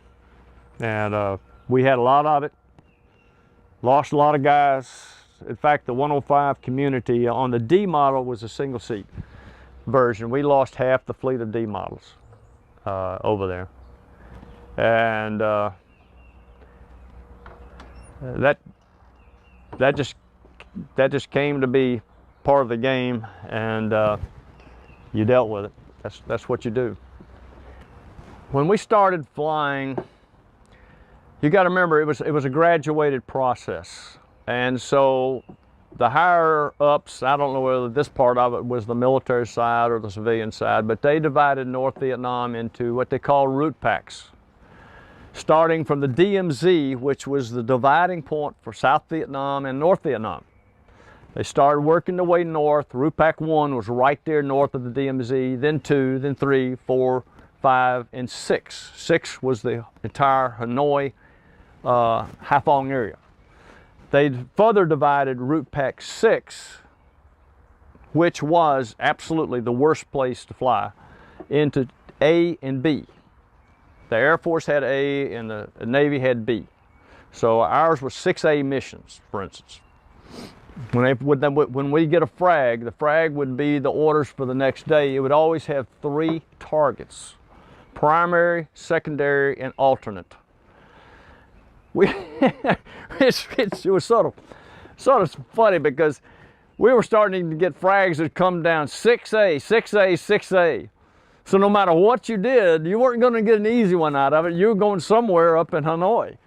And so it was sort of a standing joke, really. Well, at least our alternate's 6A today. And because a lot of times you go up there and the weather would be bad, and you wouldn't necessarily get get a mission in if the weather was bad when you got up there, because we had to have VFR conditions. We didn't do IFR bombing. And so everything was visual.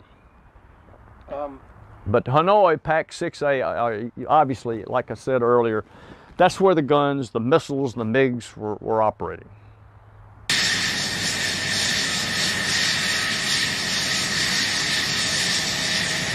Talking about that a No, little bit. no, you want to get me mad, huh? Well, No, I'm just saying that this is one of the things that we had to deal with that was difficult to accept. Everybody and their damn brother knew when the North Vietnamese had a bombing halt, all they were going to do is renew, rearm, and up the ante. They'd bring in more missiles. They would better disguise their gun sights. They would have opportunity for the MiG drivers to train more, because we basically had air superiority up there. They didn't have a chance to fly a whole lot when we were around. And they chose not to until basically August 23rd, 1967. That was the first time that they really came up and played during the time I was there now. I'm not speaking about before I got there. But they basically weren't able to come in come up and fight that much because they just were so outnumbered. But we had to live with these bombing halts, and fortunately, I will admit, I personally was not involved in a bombing halt.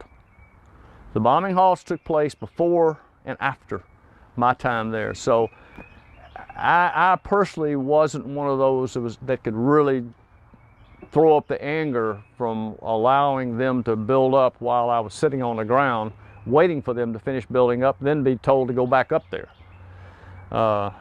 But that's what would take place. And they took full advantage of increasing their defenses every single time. And it was stupid, absolute stupid. You know, anybody that has a brain of sense is, if you're going to go into combat, if you decide to go to war, then there's only one decision: kick ass and take names and get the hell out of there. Now, you got to give Bush credit for that. When we went over to Iraq, whatever the reasons were, we went in there in 6 days, it was done. It's a done deal. In our case, we couldn't even touch Haiphong Harbor. The ships would be sailing in and out of Haiphong Harbor. This is when I was there in '67. They'd be sailing in and out of that damn harbor, bringing in guns, missiles, fuel, you name it. We couldn't touch it. And all of our, quote, allies, the French and everybody else, were also sailing in and out of Haiphong Harbor. I say the French, I've been told that. I didn't see any French ships, but I have been told that they were coming in and out of there as well. And so I better back up on that statement. But they had total immunity. And our government would not even allow us to hit any of the ships. They wouldn't even blockade it and say, all right, guys, we're not going to destroy any of these ships, but you're not coming in there. You're not bringing the stuff in. They wouldn't even stop it. And that's where I have a hatred for Johnson and McNamara that will, the only day it will die is the day that I die. There I was, 40,000 feet, pulling 9 Gs, going to Mach 2, the 105. No, not quite. First of all, there is something I will add before I got to the MiGs, because the MiG situation actually occurred because of this thing I'm going to tell you about. I was down TDY, Takhli. I had 45 missions, and orders came in sending the 5 of us back to Yokota, and then there was another 5 going to come down to take our place at Takhli. That all made perfect sense to everybody, except for David B. Colonel Trays, who was my squadron commander at Nellis when I checked out in the F-105, had taken over a squadron at Korat, which is our sister F-105 wing. And he was the boss of the 44th Tactical Fighter Squadron. Well, I went down there to get my 100 mission patch. I think I mentioned that earlier. Well, I pick up the telephone and I call Colonel Trays. I say, hey, Colonel Trays, this is Dave Waldrop. Of course, we'd seen each other a lot because we had single runways at both Takhli and Korat. So sometimes somebody would blow a tire, foul the runway, and we'd have to divert, you know, them coming to Takhli, us going to Korat. So I ran into Colonel Trays a couple of times. But anyway, so I told him, I said, this is David B over here, or David B. Waldrop. I just said Dave Waldrop. And I said, I'm down here TDY from Yokota, which, you knew about that.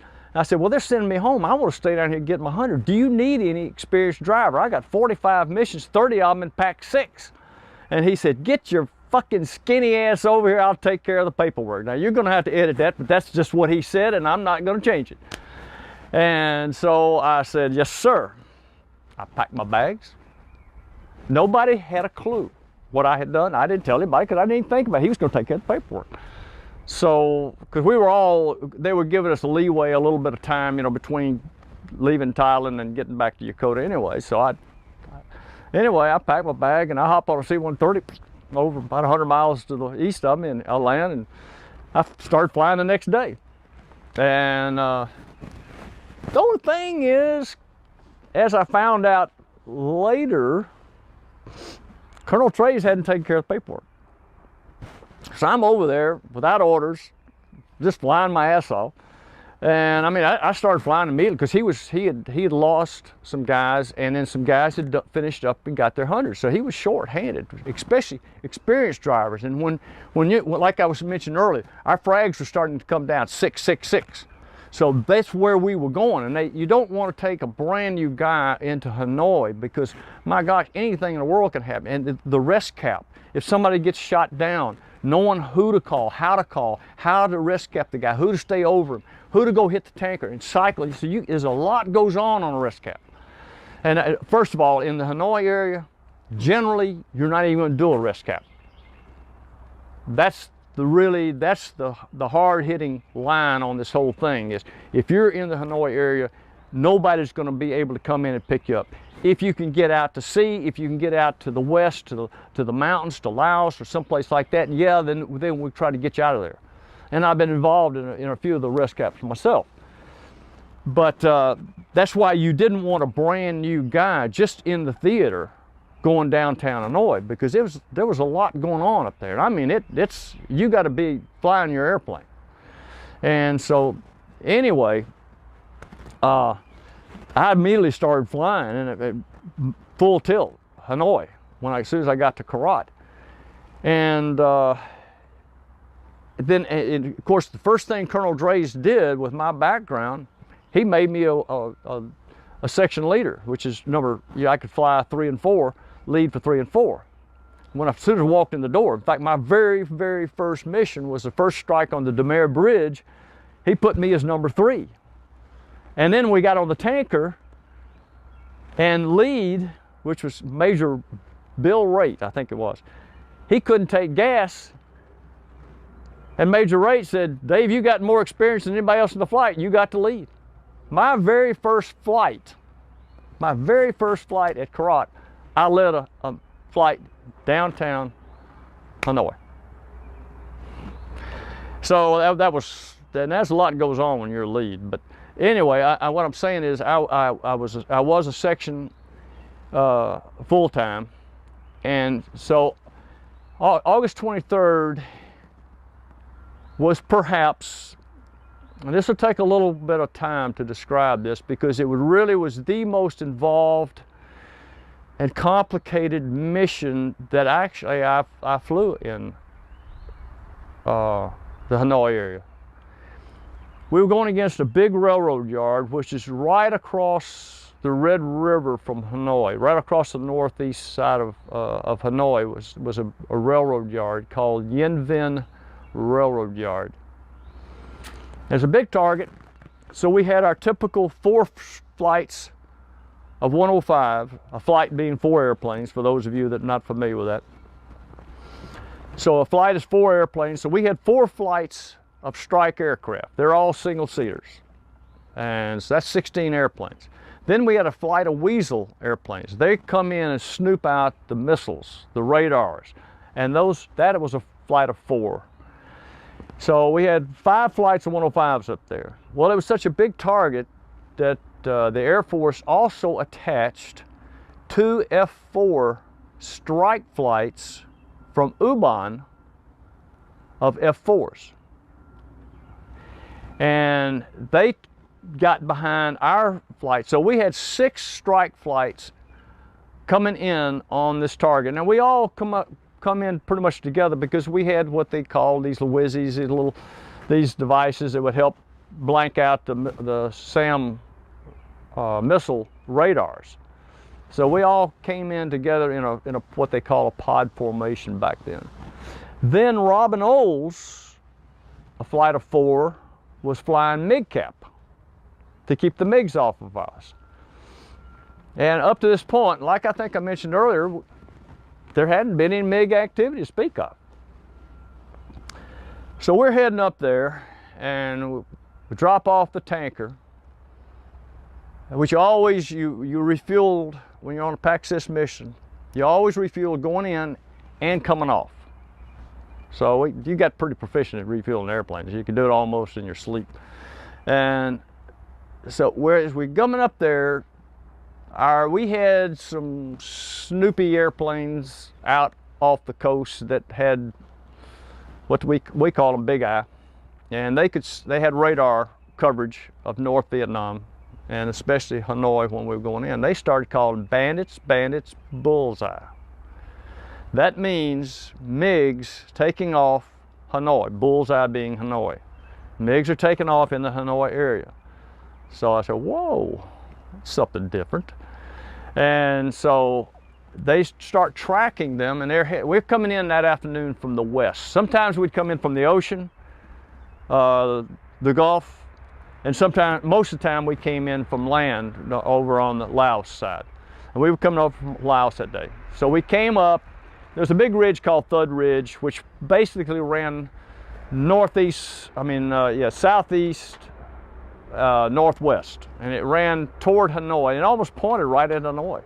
So we were going around the north side of that, and as we're starting to get our track, the call-outs for the MiGs and their position and their headings it was obvious. And by the way, this was an afternoon sortie. Where's the sun in the afternoon? It's in the west. It's in the lower part of the west.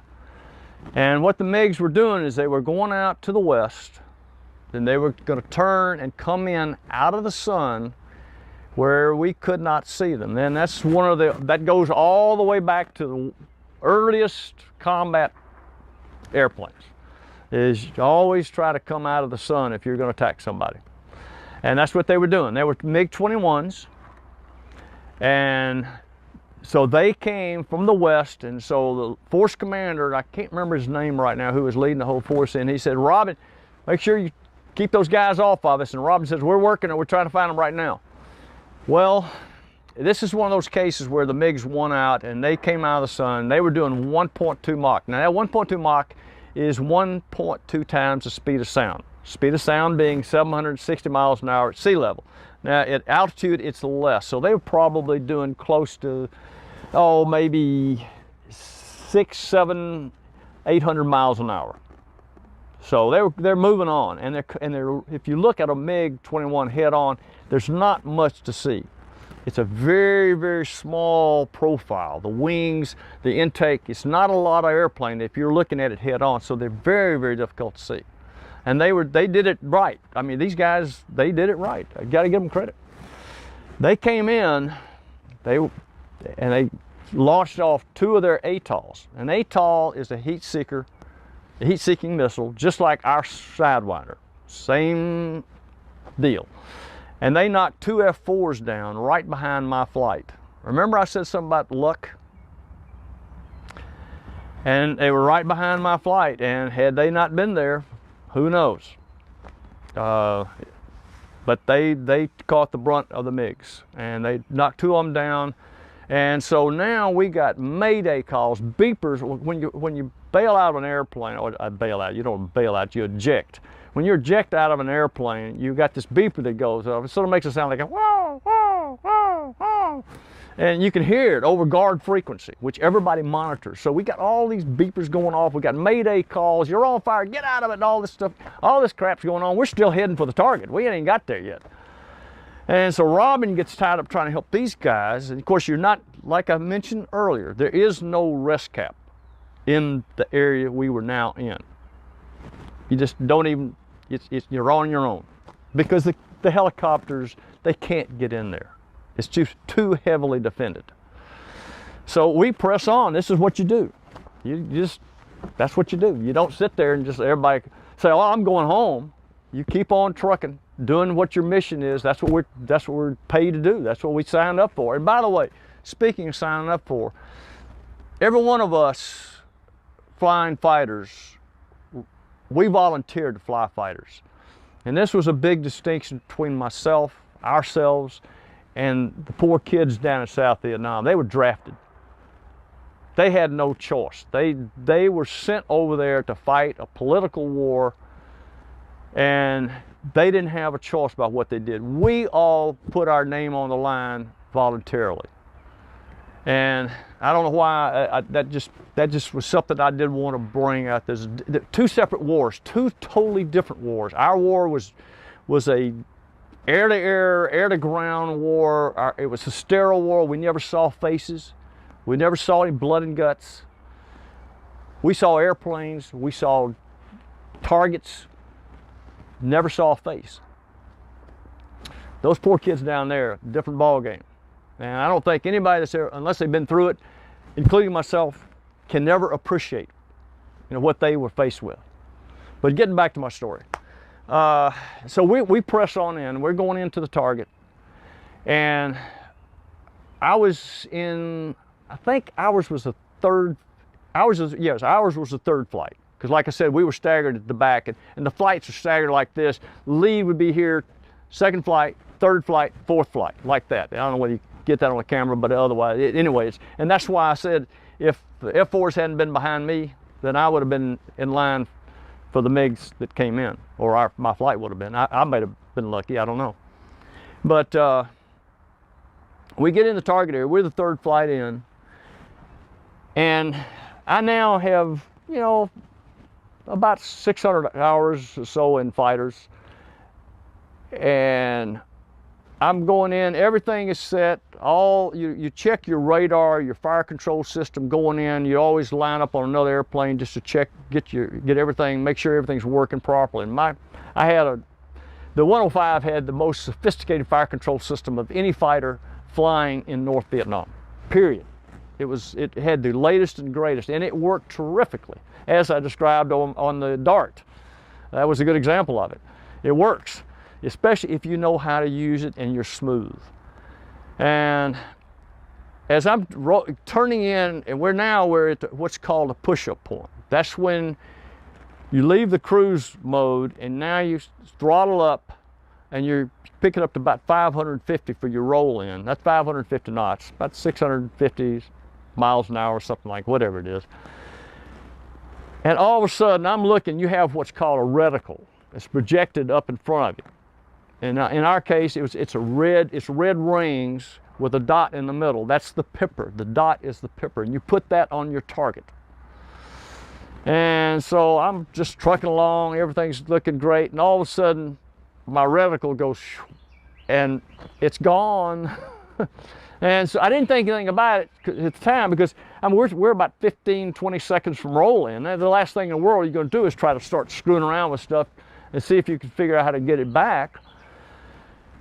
And I didn't really know for sure what was wrong. And so I said, well, I've done this bombing mission plenty of times, so I can figure it out. I'll use the TLAR method. That looks about right. TLAR.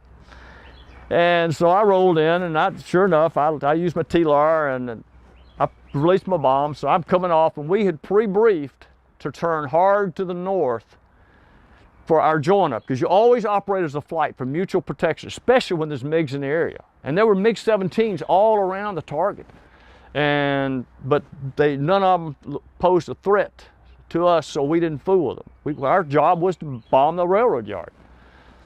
But now I'm coming off, and I'm pulling about 6 Gs, coming off the target, doing about 600 or so knots, and I'm back out of burner because you want to save your gas.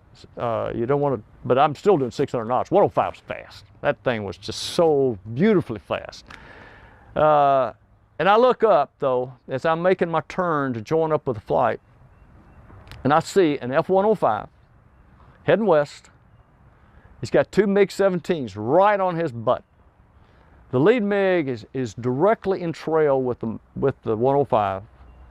The second MiG was off to lead MiG's right side and staggered aft. And I saw that, and then I saw the fire coming out of the MiG's nose. He was shooting at the 105.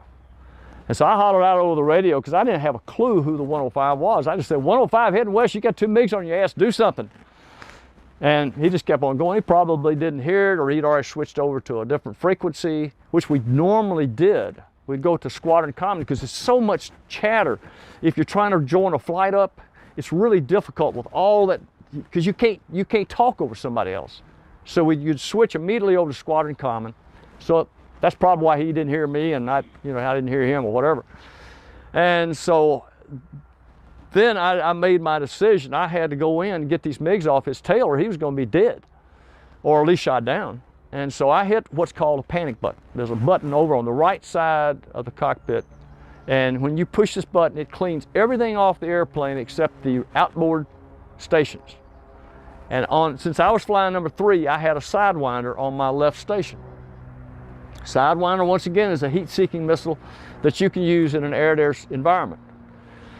And so I had that, and I pushed the nose over and lit the afterburner to accelerate as quick as I could. I went down, I lowered my nose so I could pick up speed as quick as I could, and also to go more, because it was almost like this, and I wanted to get more in trail. So I went low and down so I could come up below them so they couldn't see me coming. And that all worked. I mean, I got that down pretty good. And the last thing I saw, though, when I started my pull, I looked at my airspeed indicator and I was doing about 1.3 Mach. That's 1.3 times the speed of sound. I mean, I'm smoking. But for a good reason, because that MiG is still shooting at the 105. How he had missed him up to this point, I will never to this day know. Because he was dead trail. The 105 did not know he was there. He was just going straight and level. He was only doing about 400 knots. Because the MiG didn't even have his afterburner on. And the MiGs had afterburners if they needed the extra speed. He didn't even have it on it. So the guy was breaking all the rules. Number one, coming off the target, you got the throttle up, you're hauling ass, and you got the stick in your lap, and you're moving the airplane. It was called, we call it jinking. You constantly do this, and what you're doing is 2 things. If somebody is back there, you're killing their tracking solution, and number 2, you're looking for other MiGs, because also you are in charge of helping defend your own flight. So you want to see if there's a threat somewhere in your back, some back that that's not in front of you.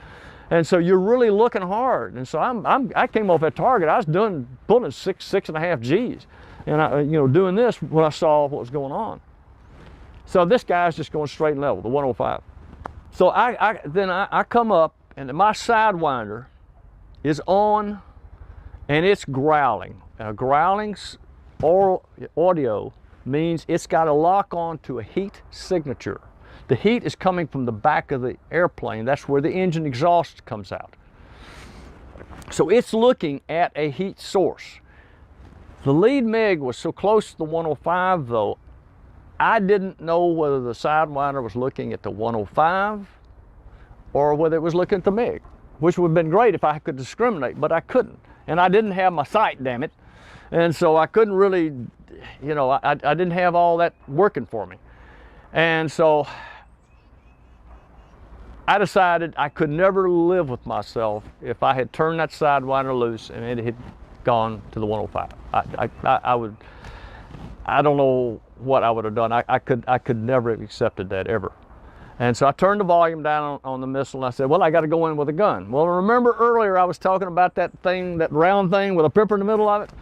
Well, that's what you use if you're going in air-to-air wise to shoot at another airplane. So I didn't have that, but I said, well, I've shot the gun. It's somewhere out there, somewhere in the middle. And so I came up, and I went after the second MiG first, because I didn't want to go past him for the lead MiG, because then the second MiG would have a good shot at me. So I had to be smart and just try to bust these guys up. And so I went after the second MiG, and actually that's when I realized how fast I really was going. I'd seen my airspeed indicator, but I realized how slow they were going. That's a better way to put it. It's because all of a sudden I started seeing this closure, and I realized I am really closing fast. And so I opened up on the second trailing MiG, and I did a rake, and I thought I saw flashes on his left wing. And now I'm pulling, I did about a 6 or 7 G pull vertical to stay behind these guys, because the 105 is not a turning airplane. So I had to really crank to stay behind him, which I did.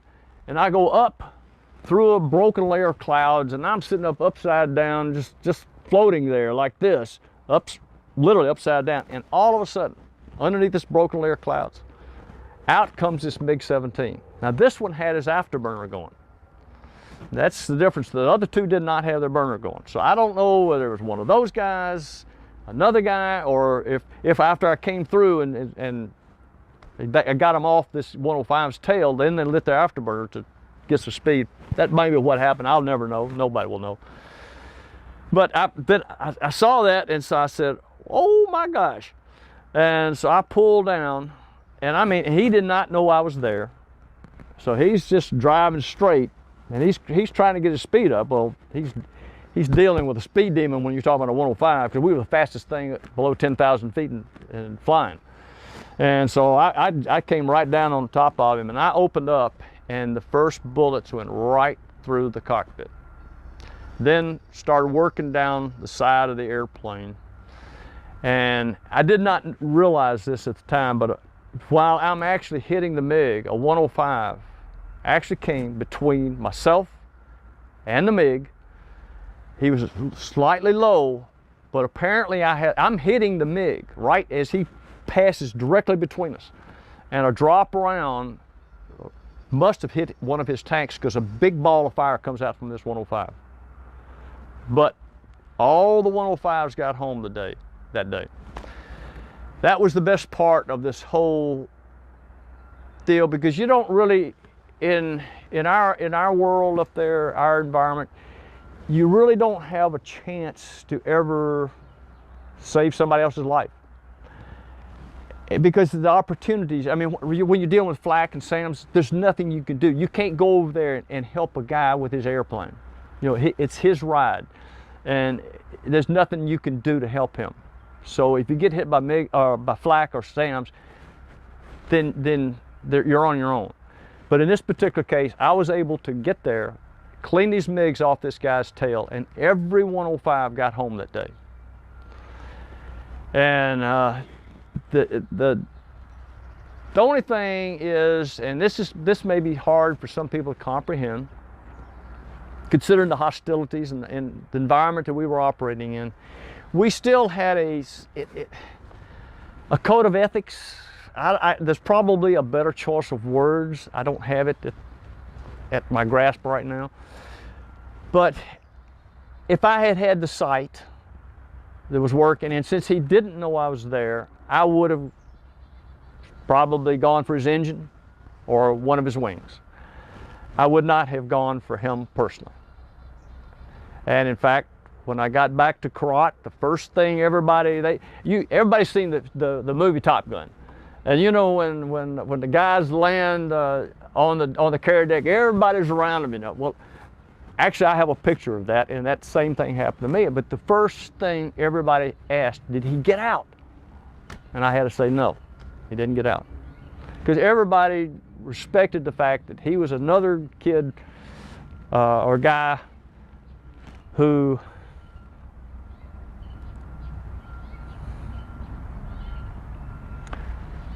was doing what he loved to do, and he was, in his own way, protecting his country. So he wasn't like, it wasn't personal to me. But so I would have not gone for the cockpit. But I didn't have the sight, so you know, I had no choice. I did what I had to do, and I wouldn't change anything, but I regret that the guy didn't get out. The epitome in combat for any fighter pilot is to take an opportunity to engage an enemy airplane, in our case a MiG, and to actually accomplish the task of shooting it down. I mean, it sort of puts you into another group. And no, there weren't that many. Now, and I do want to say this. There were 2 MiGs. When I got back to Korat, I claimed a kill. I knew I had this guy. I didn't know whether I got the first guy or not. And to this day, and I'm just, for the record, I've said this before, I don't know for sure what took place. But what did take place is, and the reason the wing gave me credit for 2, and the official Air Force record is only 1, but all they had to go on was film documentation, I guess. But that night, I'm going to have to really doctor this up, because the actual language that took place, I don't think I can quite, maybe I can bleep it. That night, we're getting ready to do our mass debrief. The mass debrief, when you go to Hanoi, when you come back, all the flights get together in one room. Force commander stands up in front of all of us. We're all in the room, and the intelligence officers in there, the wing commander, the vice wing commander, everybody, you know, a lot of the squadron commanders would come in because they want to know what took place if they weren't on the mission, because not everybody is on every mission. And so this was a big one, though. And so the room was pretty full. So the force commander's up there getting ready to start, and he starts talking about some of the stuff that took place. Well, the sergeant comes in, and we're down at where all the intelligence people were also located, and I think they were in the same building. But anyway, the sergeant comes in, and I think that our intelligence officer was a major, and he said, "Major Umpty-Ump, we got a call from U-Bahn." And so this guy says, "Could you hold the brief till I get back?" So we'd all just sort of milling around, standing around, talking. And so pretty soon he comes in. He had this funny look on his face. He said, "Lieutenant Waldrop, no, what? You claim you got 1 MiG?" I said, "Yes, sir. That's what I claimed. I got 1 MiG. I know it because I saw him hit the ground." Well, that was Colonel Oles, and he just called, and he wanted to speak to me, and when I got on the phone, he said, "Who is this?" And I identified myself as Major Umpty-Ump, and he said, "Well, this is Colonel Oles over to U-Bahn, and I want to confirm a kill for one of your guys over there flying Thuds." It was, and it's in that letter. He said it absolutely was the most spectacular thing he had seen in that whole tour he had over there. A little while later, I got a letter from Robin, and because they were going to have the review board, and one of the guys that was on it, in fact, it was Bob White, actually told me about the review board coming up. He said, "If you got any kind of documentation, you might want to try to get it down there, because all they got it to go on is just strictly right now the film, so forth." Anyway, so I contacted Colonel Oles then, and so he wrote me this letter, and it says, "Dear Lieutenant Waldrop, here's my observation. Based on vivid recollection, passed it on to the 7th Air Force, and they were the ones that were going to do the review and so forth. And finally, let me know." And he said, "If that doesn't work, let me know and I'll redo this." So anyway, he said, "As far as I'm concerned, you got the first MiG without any shadow of a doubt. As to the second, the film showed hits. What happened after that will require confirmation by you and anyone else in the 388th that saw it or saw a shoot," which, of course, like I said, nobody else saw the engagement except Robin, and the man didn't get out of the airplane. And remember, I saw no shoot connected with that first MiG. None of our troops went down in the vicinity that date, so if anyone saw a shoot north or northwest of Phu Quyen, it had to be your second MiG.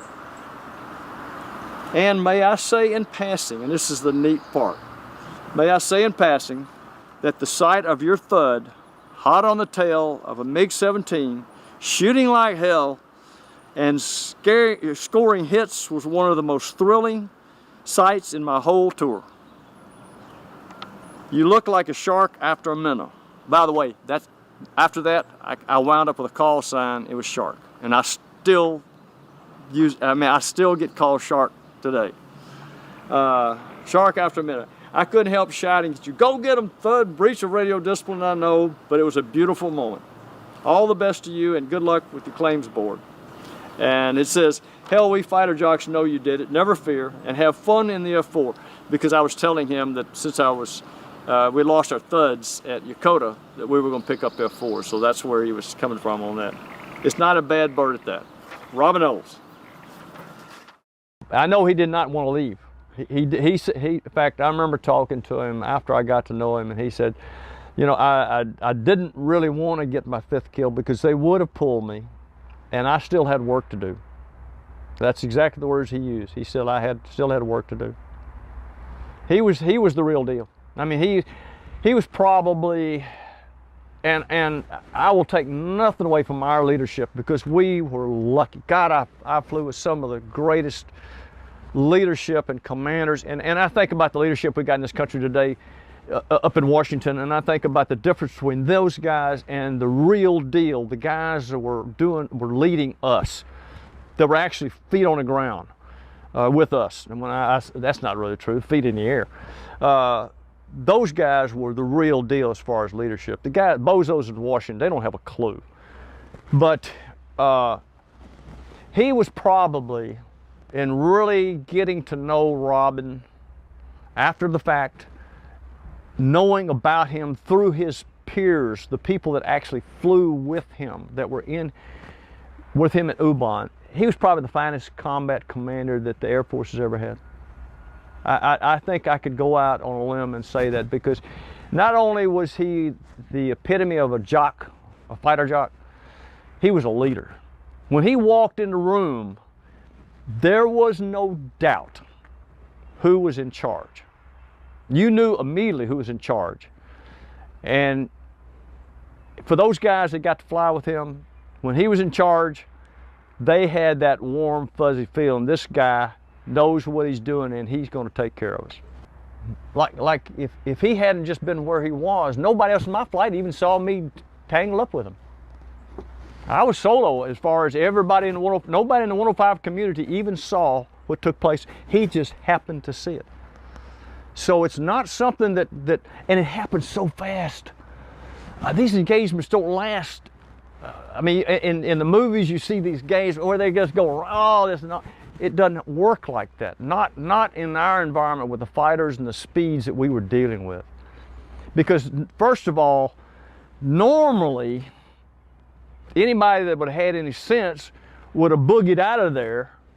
But in my case, for some stupid reason, I was hanging upside down. I was looking around, don't get me wrong, I was still clearing my 6. But I was just happened to be upside down when I saw this other MiG. Normally, the environment we were operating in, you're not going to hang around. That's not very good for your health. And so that just happened. I don't know if it's single other confirmation by some other pilot, really. I'm sure it may have taken place. I'm just saying, I don't know of any. And but it was special because I did get to know Robin through an organization called Red River Valley Fighter Pilots Association. The very first one I attended when it was back in the States. It was at Wichita, Kansas, at McConnell. And one of the guys knew of that deal, and he said, "Have you ever met Robin?" I said, "No, is he here?" And he said, "Yeah, let me go introduce you to him." So I met him, and I mean, it was great. It was just awesome. He was a bigger than life guy, and I mean, he just lit up like a Christmas tree. So you're the guy. He stuck out his big paw, and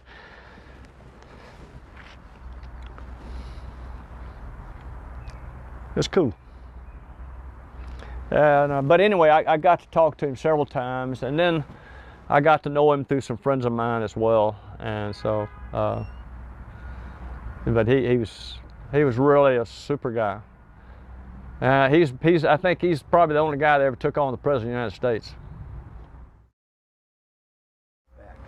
Well, on October 28th, just to make sure that there wasn't anything that flying in a combat environment might have to offer,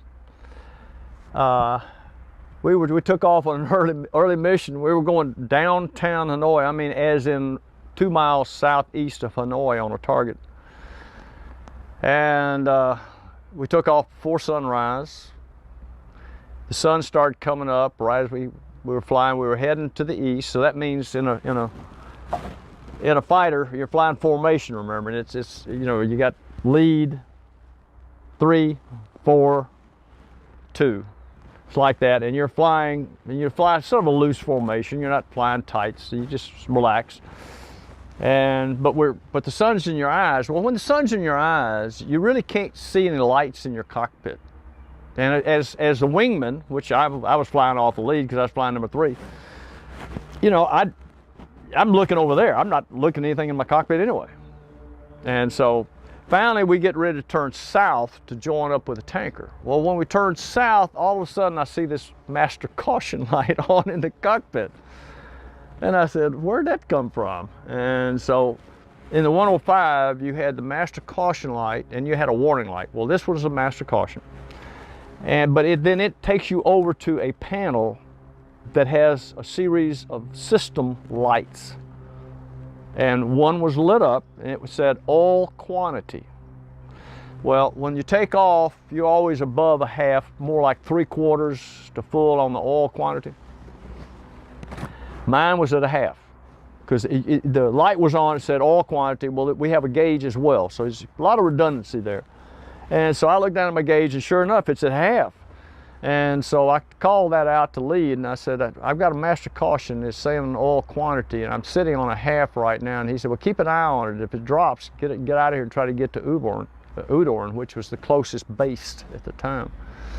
And sure enough, I saw it and it was just creeping down.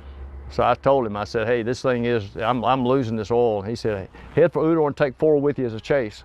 So we peel out and head off to Udorn, which is about 30 miles away. Well, I was loaded down. Of course, I still had fuel in my tanks, still had a load of bombs, and it was still dark down below us.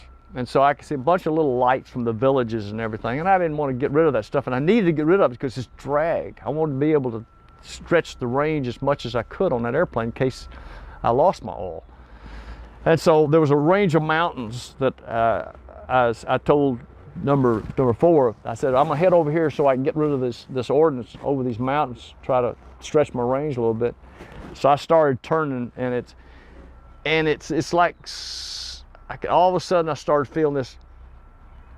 You probably can't see it on the film, but I'm shaking my hand, and there's this vibration just started setting in on the airplane. By this time, the oil quantity had completely dropped out to 0, so I had no more oil left. And normally the procedure is set the throttle at about 87%, and you don't leave it.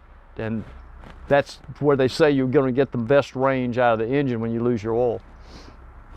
So I'm going over this mountain range, trying to get where I can punch all this ordnance and crap off the airplane. And about halfway around there, the vibration it's just like you took a volume knob and just slowly turned it up. And the vibration kept getting stronger and stronger and stronger and stronger. And so I called out to number 4 that's chased me. I said, the vibration is really picking up in this thing. And he said, yeah, you're smoking pretty good too. And I said, I don't know for sure I'm gonna make it. I'm gonna try to get over these mountains though, with this airplane. And it finally I got around to where I was over the mountains, and I was gonna punch the stuff off. The vibration had gotten so violent that I was literally, as strong as the 105 was, and it was a really, really well-built, strong, it probably took more battle damage, flak and stuff than any airplane flying. And I knew it was a strong airplane, but I couldn't read a single instrument in the cockpit. I mean, it was just a blur. Everything was a blur. And I said, this thing, I'm losing, I'm probably going to get out of it. And he said, well, I don't doubt that. You ought to see the back of your airplane. It's like 4th of July is coming early. And I said, what do you mean? He said, you ought to see the shit flying out of the back of your airplane. And so I said, yeah, that's it. I said, I popped the rat. A rat is a ram air turbine. It's a little propeller that falls out once you turn it loose. It falls out of the side of the airplane. It's got a propeller that starts spinning up, and that will provide you with a generator so you continue to communicate, as well as it'll provide hydraulic pressure to run your flight controls if you lose your engine, because your engine is run from a hydraulic pump, or the hydraulic pump is run from the engine, and that's what provides the pressure for the flight controls. So anyway, that allowed me to talk and to fly the airplane.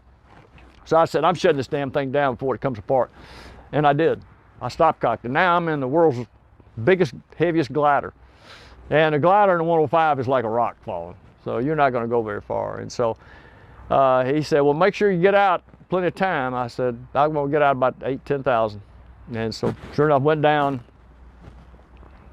pulled that handle up, pulled that trigger, and wow. And it squeezed the thing, and that rocket, well, the rocket doesn't fire at first. It was a shell that initially sends you up the track. It's got a cable that's actually attached to the rocket, because if the rocket fires, it could burn your feet and your legs and stuff. So anyway, went up, that thing went off, and what a ride that was. And I've still got neck and back issues to this day from that, as a matter of fact. But you know, everything worked. I floated my parachute. I landed at a big old tree, I think one of the biggest trees in Thailand, or at least the tallest. And I'm up here and I'm looking around, and we got one of these rappelling devices, and I started to use that thing, and I said, damn, I'm not sure that'll reach the ground. And of course, as a kid, I used to climb trees like every other kid did. So I said, you know, up there, naturally, the tree wasn't that big. So I pulled myself, I could pull myself over this branch to this tree. I climb out, I turn loose my parachute, and I start climbing down this damn tree. And I get down the last part of it, probably about the last 6 or 8 feet of the tree. And it's so damn big, I got my arms spread as wide as I could. And I don't have any grip anymore. I'm sliding down. The only scratch I got were my forearms where I slid down this damn tree. And anyway, number 4, he got the helicopter. They came in, picked me up, and took me back to Udorn. And then I hopped on another flight back to Korat. They check you over, and the doctor, you know, goes over everything, asks you how you doing, all this kind of stuff. And so anyway, they take me back to Korat, and oh, I forgot to mention something earlier. Remember me talking about, because this came into play, about not having orders sending me to Korat? Well, Yokota found out where I was on August 23rd. I had been missing since about the 12th of August when I went from Takhli to Korat. And then, of course, all the news media splattered that all over everything. That's when they found out that I'd gone to Korat. Well, what else didn't follow me to Korat was my medical records. And so I never even have, even to this day, there's nothing documented in any of my paperwork that I ejected from an airplane. The official Air Force records, at least. And funny thing was, I never thought a thing about it till about, 5 or 6 years ago. I was at a river rat reunion and got to talking to one of the guys I was down there with, Dick Gow. And somehow or another that thing came up, and he said, by the way, Lieutenant, I got a question to ask you. That's what he always calls me, because he was a captain and I was a lieutenant. And he said, I want to know something. Since when do lieutenants write their own orders? And I looked at him and I didn't have a clue what he was talking about. It just didn't register. What are you talking about, Dick? He said, remember when you went to Korat? I said, yeah. He said, how did you write your own orders? I said, I didn't. I picked up the telephone, I called Colonel Trays. And he said, come on over, and I did. And he said, do you realize that you just changed official orders by doing that? And I had never thought a thing about that up to that point in time and space. And I did. I guess I did something that I wrote my own orders over there. Because Colonel Trays never got any orders made up for me. Oh well, you know. But you know, it was a hell of an experience. It was a hell of an experience.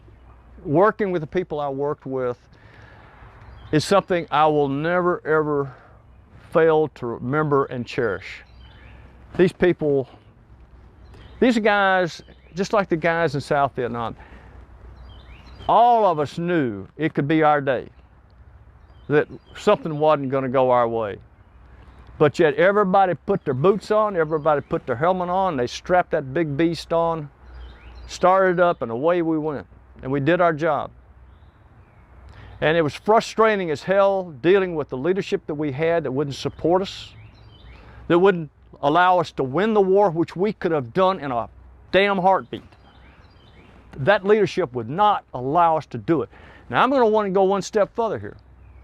I also fault the JCS, the Joint Chiefs of Staff, because every single one of those guys should have gone on and written their careers off, and they should have resigned en masse and say, President, we can no longer work for you and the way that you're running this war and squandering our resources and our kids.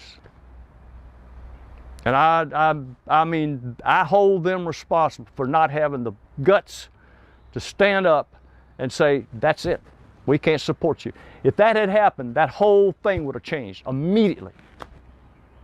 I mean, the whole picture would have changed, because the president could no longer conduct what he was doing the way he was doing it had they done that en masse, said, sir, with all due respect, we can no longer perform our jobs.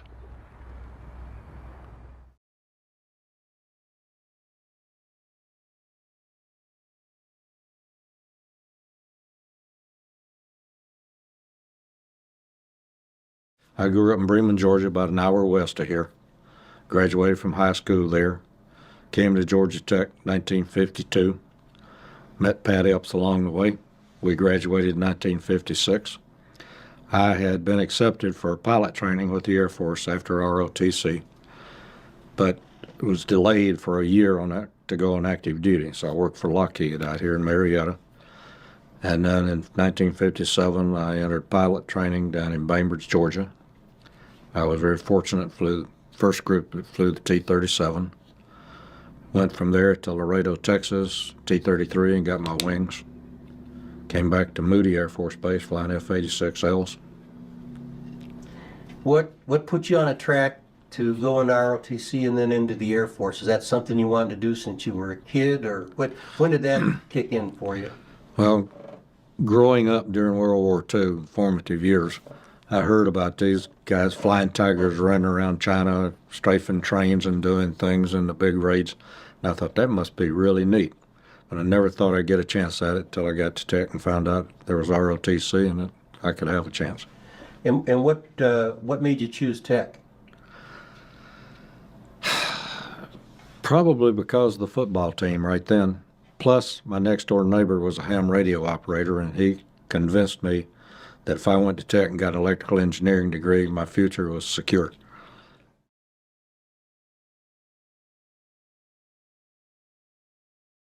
At what point in your Air Force career did you get introduced to the F-105? I was in graduate school at Southern California in 1965-66. And while I was there, I was thinking I'm going to miss out on this war because I had a lot of friends that already had assignments. But I received an assignment at the time before I finished out there for the 105. And the sequence of events was I'd go to survival school at the completion and then to Nellis Air Force Base and check out in the 105 to go to Takhli, Thailand. So when you were at Nellis, how often did you get into Las Vegas? Surprisingly, I didn't go down there as much as you'd think during that time. We were pretty busy. I went out a few times to make sure I wasn't going to win any extra money.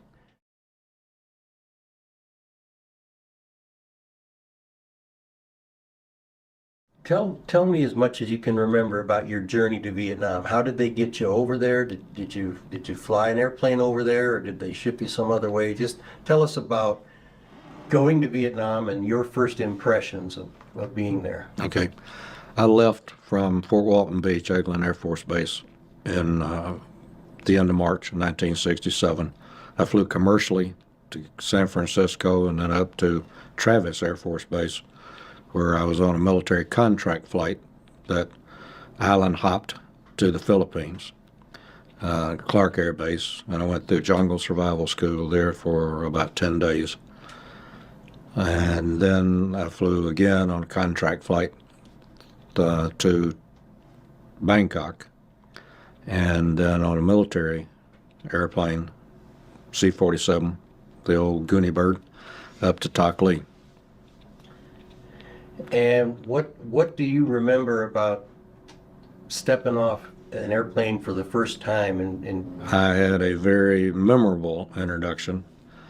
The fellow who was the ops officer for my squadron and the one that became my flight commander subsequently said, "Welcome to the 354th, the highest loss rate squadron in Southeast Asia." Yeah, what a good deal. And about a week later, I went up and met with the wing commander who welcomed the new people. And he told us that in 2 years of operation, the track record was in the 100 missions or 1 year tour, you had a 50-50 chance of being shot down. If you were shot down, you had a 50-50 chance of being rescued. Welcome to the war.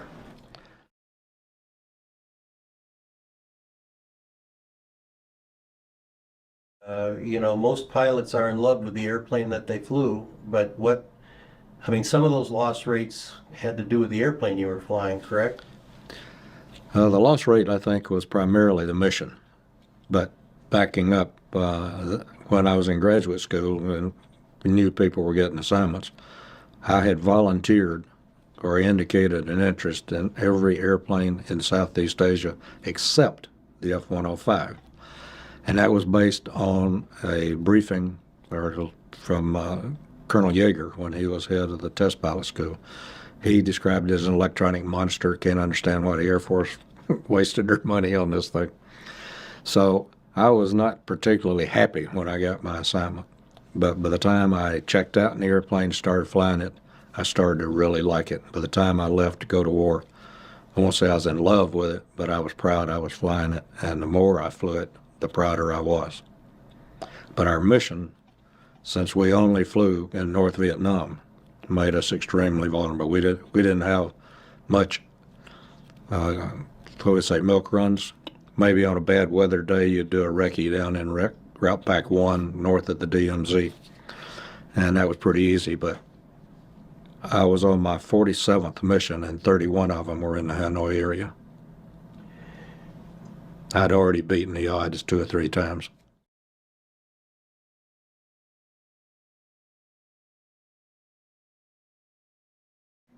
I never got to meet Colonel Oles, but he was the commander of the 8th Wing over at Ubon when I was flying, and they flew MiG-Cap on several missions into Hanoi that I was on.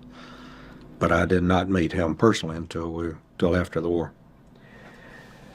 So, obviously your missions were into dangerous territory, and I've read that, well, I won't get into reasons, but because of our unwillingness to stop the stuff coming in from the Russians, they had a very robust anti-aircraft defense system. So I imagine every mission was just tremendously high risk. There were a few missions like when we would do road recce or just general reconnaissance missions down in the lower route packs 1, 2, or 3 that were you almost say were fun. Get out and roam around and see the countryside while you were doing it. But yes, when we went into the Hanoi area, the expression was when you got up there, your ass belongs to Uncle Sam, put those bums on target. And there were some missions that everything's there. We went in, at the time I was there, we'd make run-ins at low altitude around 1,500, 2,000 feet to try to stay out of the radar for the sounds and the radar guns. Therefore, small arms fire was a risk that you had to avoid. But yeah, in the pattern that we flew, we'd pull up to about 14,000 feet and then come back in on a dive. And that's when the radar could pick you up. Where the first month or so I was there, where the MiGs would be laying for us right over Hanoi. And one mission I was on, we had MiGs going up with us in the pop. We had 105s and MiGs and 105s and MiGs and SAMs going off and flak all around. I don't know who the MiG leader was that day, but he wasn't too smart.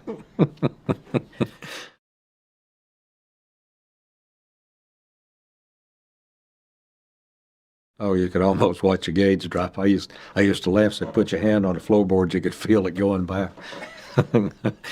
I'm trying to think.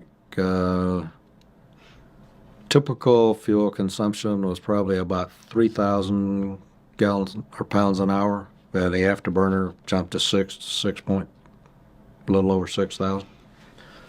So you didn't do that unless you meant it. No. The best I did, I guess I got it about 1.3 or 4. But that's an interesting story if you put on. Yeah, go ahead. I'd love to hear it. We were on a mission on Sunday afternoon in a railroad yard just northeast of Hanoi across the Red River Bridge there. And my flight leader, we were the number 1 bomb flight, and there was a flak suppression flight ahead of us, and the number 4 guy there had been hit and was going down under the clouds. We had about a 2,000 foot level layer. And so my flight leader says, I'm going to follow him down. So that meant me leading the mission out. And about the time I got out and got to recover right across Hanoi, and that's where we were in afterburner, accelerating out of there and jinking. A SAM went off so close that I flew through the colored cloud, which only lasted a couple of seconds. And I came back and I told him that day, I said, I think the biggest damage I did was going across Hanoi supersonic, blowing out all the windows in town. But as we got out, I was starting to climb out, and a fellow from up here in Georgia who happened to be in my squadron too, I recognized his voice, called me and he says, single 105, 18 east of 97, shake it, you got a MiG on you. So I did a split S right down through the cloud layer, pulled up, and when I did and looked out, there was a mountain ridge on either side of me out here, at least 500 feet higher than me. And I came back out of there rather subdued, to say the least. And I remember I got back and went through debriefing. And intelligence at that time, if you had a tough mission, they'd pull out this bottle of bourbon, old Overholzer, I remember, and they'd give you a shot. And I threw that down, and I started telling him about the mission. He pulled us, "So you like another?" And I said, "Yeah." And I says, "Can I have another one?" I had my third shot of bourbon. We got through the debrief, and I looked at my watch. It was about 5 minutes till evening church time. And I went down to the chapel. I knew this Methodist minister was down there, and I leaned up and right up in his face. I said, "It was a close one today, but he got me back here." I said, "Do you think I'll be okay here?" He says, "You'll be glad you're here. Come on in." But that was probably my most exciting day, other than being shot down.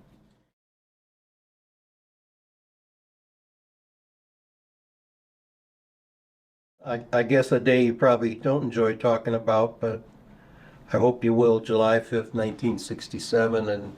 And maybe, you know, I'd love for people who, particularly young people, to understand what your day was like. Not just the fact that you were shot down, but your usual day and preparing for a mission. And all you can remember about that day would be wonderful. I don't have any trouble talking about it.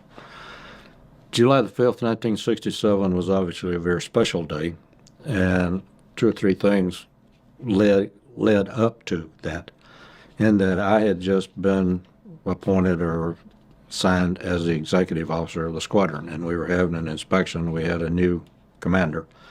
He asked me to do a check around to make sure we were ready and get acquainted myself, so I had not flown for 3 days. I had sat as spare when they needed, but I didn't get off. And I remember on the night of the 4th of July, I wrote a letter home, and I said, "Well, I missed the fireworks again today, but Fergie promised me tomorrow for sure." And sure enough, I went out on the afternoon mission. I dropped that report off on the commander's desk and headed out. And later on, talking to people in Hanoi when we were together, almost without exception, all of us acknowledged there was something different about the way we felt that day. We couldn't put our finger on it, but it wasn't like a normal day.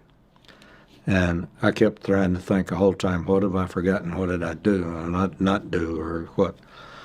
And as it turns out, obviously it was that sense, I guess, of the impending, what was imminent. But in my case, I was the number 4 airplane in a second flight on a railroad siding right up near the Chinese border. And just as we started our roll-in of the first flight, there was a call for MiGs about 20 miles west of us at our altitude. So as number 4, that's part of my responsibility. So I took a quick look out there to see if I could pick them up. And I didn't see anything, but when I looked back, my leader had already started rolling in, and the flak was so thick that I couldn't see down. So I had to stay up till some bombs went off and I could see the target. Consequently, I had to adjust my roll-in. Instead of being in a 45-degree dive, I was probably at least 60 coming straight down, and I had to adjust the altitude, drop the bombs. And I flew through 3 levels. They were laying out flak at level 3, about 3,000 feet apart. I made it through the 3 of the levels of flak. But just as my bombs came off, I felt a hit. I'd been hit twice before, so it was unmistakable. But this time, my procedure was, when I dropped the bombs, was hit the afterburner, pull out, let that give me the thrust, and start my jinking. Well, when I hit the afterburner, the airplane just did a tumble. And I came back out, it stabilized, and I remember this distinctly. Boy, that'd be a heck of a ride at Coney Island. I'd never been there, but I'd heard about it. So I relaxed, put the burner back in, get out of here, and the airplane just started flipping and tumbling. And I couldn't see out because of the flames, but I was still going to try to make it as close as I could to the water. We'd come in off the Gulf and we're going back out that way. But about that time, the camera up in front of the dash under the windscreen broke loose, and I had to duck as it went over my head. And as I was looking, the SBOT panel just started crumbling, and the airplane was starting to come apart. So I leaned back, put myself in position, pulled the handles, and I remember thinking nothing happened. And boom, it's gone. And I had a very interesting experience in that I grayed out. I couldn't see anything, didn't feel anything. I was just kind of floating. I thought I was dead, literally. And then I started feeling some pressure, and my vision started coming back, and I could see a little bit of green. And then all of a sudden I could see the canopy of, the tops of the trees, and I'm coming down.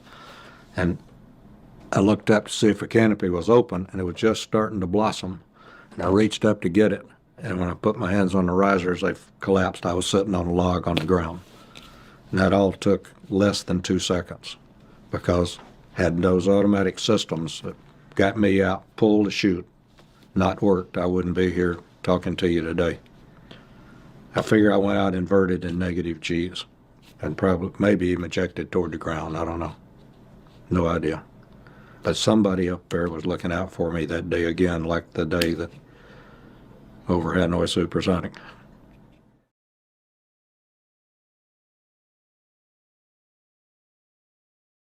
You're not any place you want to be.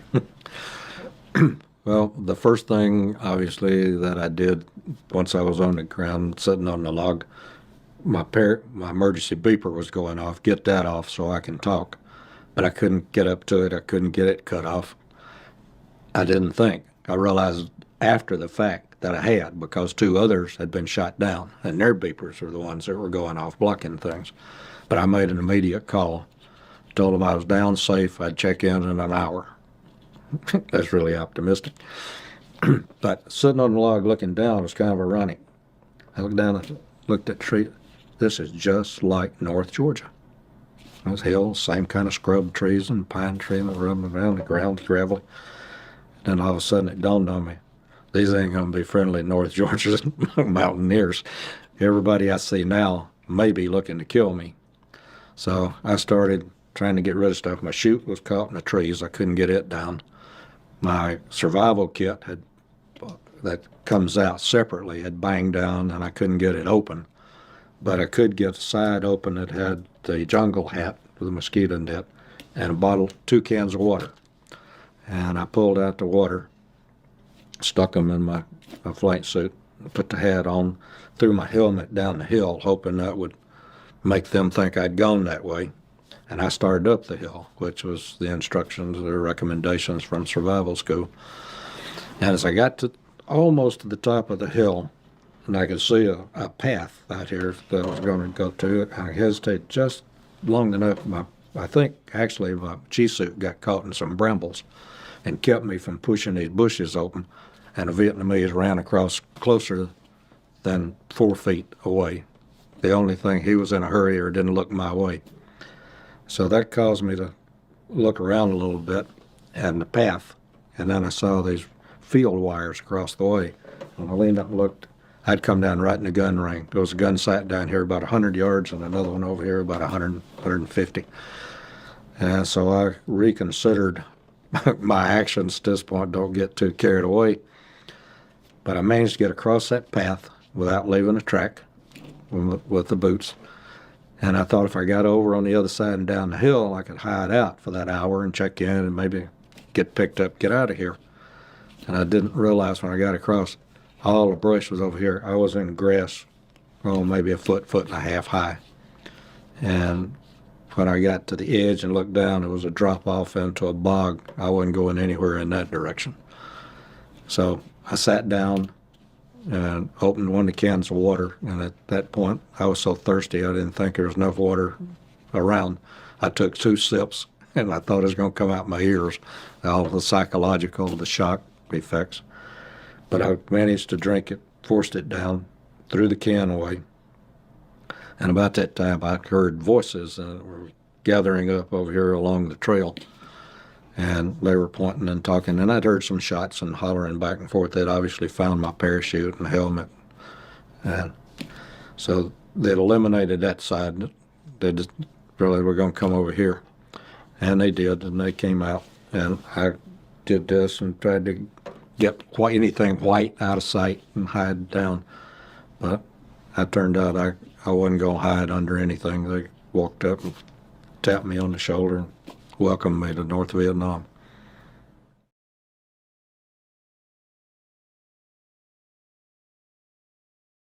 The ones that came out and got me were actually militia. They were in civilian clothes. One of them had a rifle. I don't mean to interrupt, but these are regular North Vietnamese. No, these are civilian. They're like militia. Oh, okay. They're in civilian clothes. I don't know how they fit into the system right there then, but like I say, one of them had a rifle, and they started stripping me down. And of course, when I got my pistol out over here, one of them pulls it out and looks at it.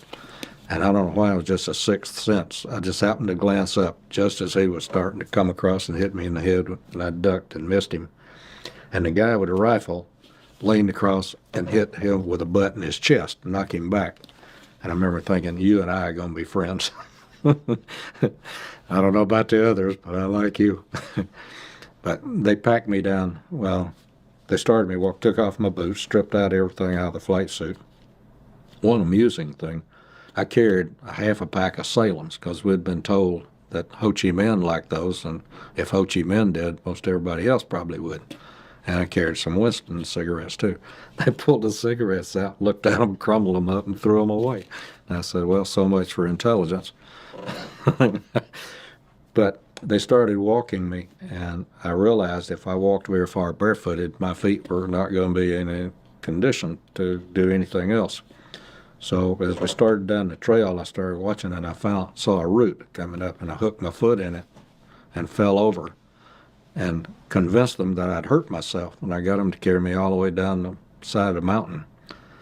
And we stopped in a little village. They put me in a house in the back corner on a bed.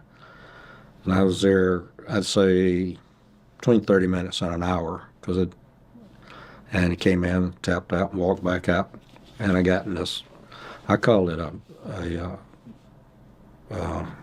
safari wagon. It was bigger than a Jeep, but not as big as you see safaris nowadays, but open vehicle with a canvas top.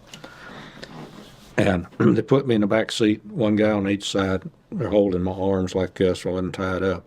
But I looked up as the fellow on my left in English said, "You're now the prisoner of the Chinese Liberation Army." And what I saw in front was a picture of Mao Zedong and Lin Pao. head of the premier and the head of the People's Army.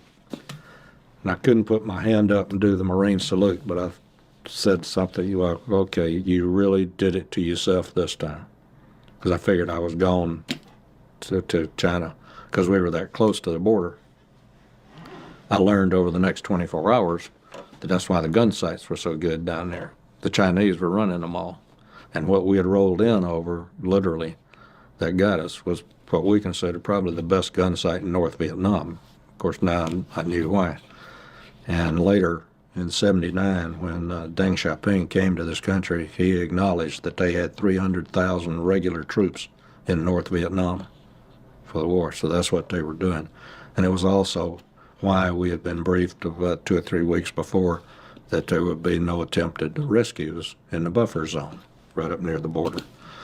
That they finally acknowledged that those were the Chinese. And I'd have to say that overall, I was well treated with them. They brought me something to eat. They wanted me to do a radio broadcast, which I declined with no pressure. And that night, the commandant came in. They introduced him as the commandant. And through the translator said that if I cooperated with them, that I would be treated well and I'd be taken to Beijing and be treated well. And I declined that kind offer also, because in 1967, Beijing and the moon were about the same distance from Atlanta, Georgia, as far as I was concerned. I did not know, I should say, that we had an F-104 pilot that had been shot down in September of '65 who was already in Beijing. And he came home when we did, and I introduced myself to him and told him my opportunity to meet him. He said, "You made a good choice." He spent 7.5 years in solitary. And after during the 24 hours with the Chinese, when I knew, they took me around the next day to various gun sites. We'd stop someplace, and about 8 or 10 guys would come out in uniform and line up. And I called him the cheerleader. The head guy would get out his little red book, and he'd read and chant and read, and he'd chant. And the translator then would say, "The U.S. will surely be defeated. The Vietnamese people will surely be victorious." Okay, that's nice. And one thing out of that, which really surprised me, was that almost every one of these guys had a camera. And when the chanting and cheerleading was all over, they'd all gang around there, all making pictures.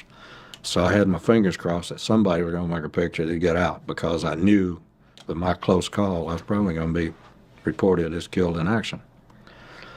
So I cooperated with the picture making at that point as much as possible.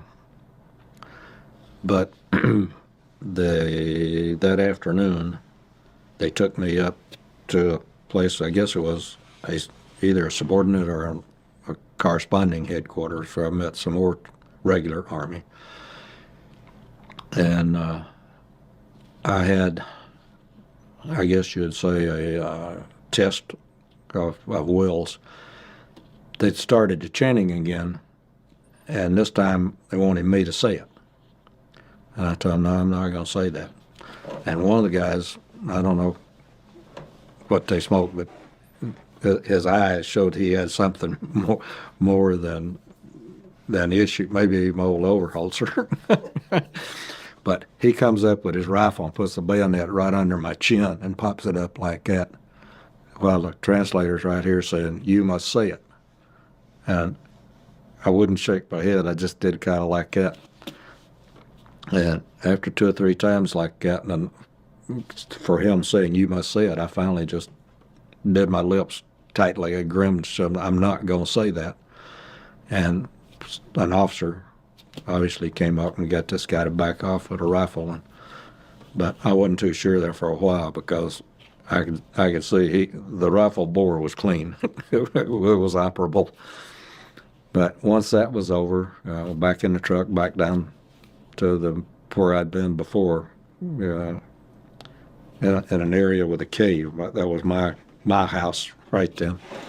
And they let me take a nap, and the commander came by and motioned like that, and went out and got in the truck and went down. They turned me over to the North Vietnamese. And I remember when they made that offer and to go to Beijing, I said, no, I want to go to Hanoi. The guy looked at me and just kind of shook his head. So when they turned me over, I laid back out and I wanted to shake hands with him, and we did, which is part of the story because I hope to meet him later on. But anyway, the Vietnamese took me, blindfolded me, and took me down, I'm pretty confident, to Kelp Airfield. And I got a jet helicopter ride into Gia Lam, right downtown, and then a truck ride across the river to the big prison, Wallow.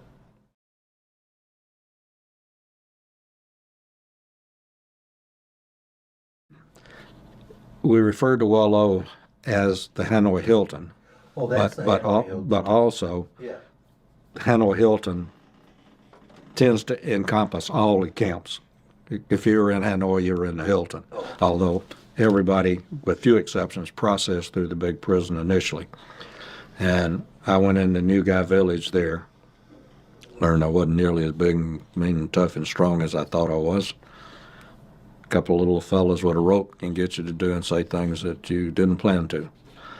And another one that got my arms up behind me for the better part of a day, convinced me to do some things.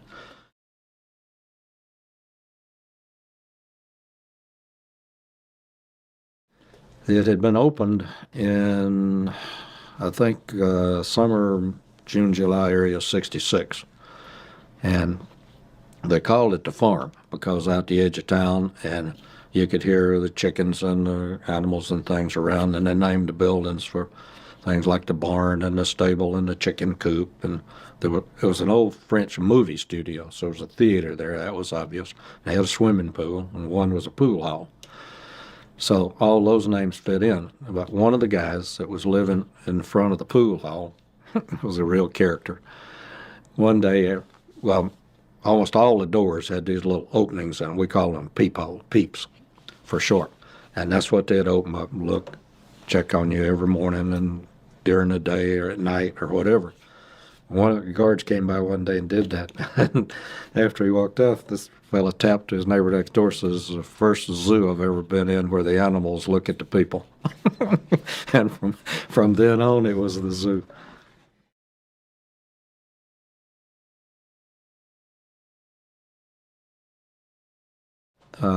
After the zoo,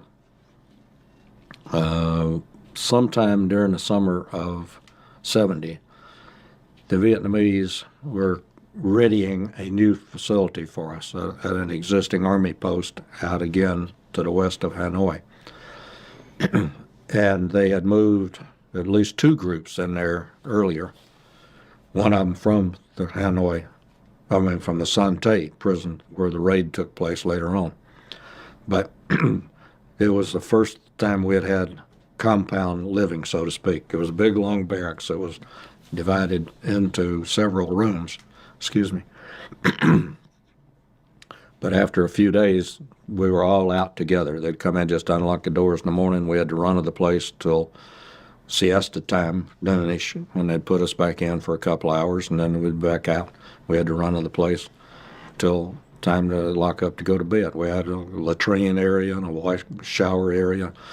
It definitely was not Hogan's Heroes, but it was so much better than anything we had had. We were getting sunshine, exercise, and then the San Tay raid popped in, and that was about 6-7 miles away. We heard all the fireworks and see the airplanes and activity, and it scared the bejesus out of the Vietnamese. 2 days later, we were all loaded up, now taken back down to the big prison, Wallow, downtown. And they had opened up an area in the back that we knew was back there because when I was there before, we could hear people back in there. They'd been using it for political prisoners as well as South Vietnamese prisoners they'd captured. And these cell blocks were roughly 25 feet by about 55 or 60. And they had up to 100 to 120 South Vietnamese in each one, and there were 50 to 57 of us in each one. And on the concrete slabs, you had about that much space. And we then had guys laying on bedboards around on the floor. It was a crowded sardine can, but it was so nice to be with people that you'd only heard names of for several years, but now you got a face to go with them, a personality, and you got new people to talk to and these stories to hear. And it was actually fun for a few days.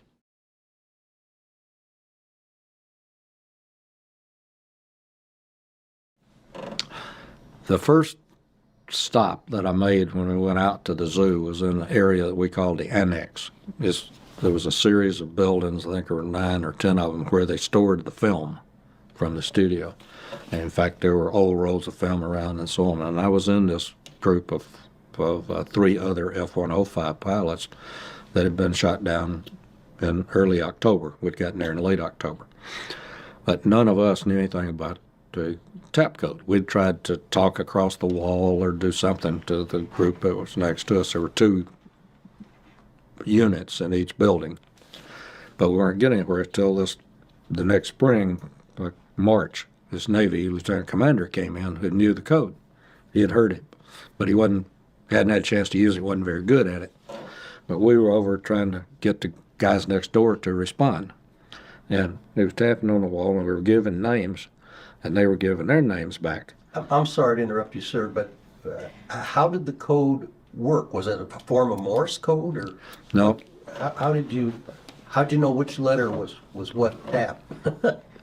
well, the quick background is one of the very early Air Force officers, I think he was number 6 or 7, shot down, had been talking to a German POW, one of ours who was a German POW in World War II, and talked about this code. And Smitty asked him, what is it?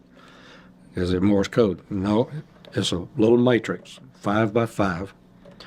Excuse me. You drop out the letter K because you can get the same sound using a C. It's A, B, C, D, E, F, G, H, I, J, right on down. And to tap it, you tap, the first tap is for the row, and the second tap's for the column.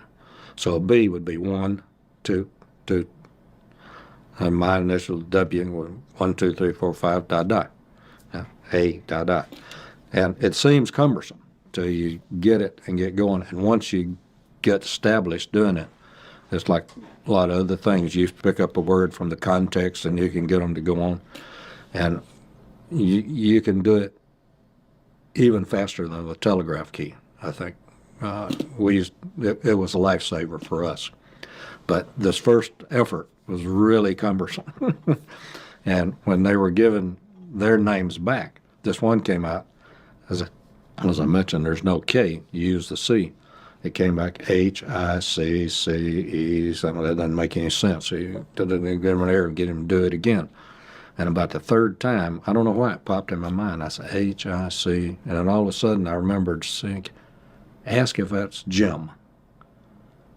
And so he went back, Jim, and came back, yes, and it's Jim Hickerson. And we had been fraternity brothers down here at Georgia Tech, stood side by side at initiation. He went in the Navy right away when I had that delay at Lockheed, but we'd seen each other about 2 years after both of us had our wings, but that would have been 10 years later right there in Hanoi. But it was after he and I were then moved, as we call it, across the wall into the main prison. He was up in the barn and I was in the pool hall. So we didn't communicate until about 2 years later when we had what I call a fruit basket turnover, and he moved in next door to me and they'd taken some of the bricks out of the windows, and I got to lean in and shake hands with him. But then when we went out to the camp we call Faith at the compound living, and then back into the other, we stayed together for the next 2.5, almost 2 years.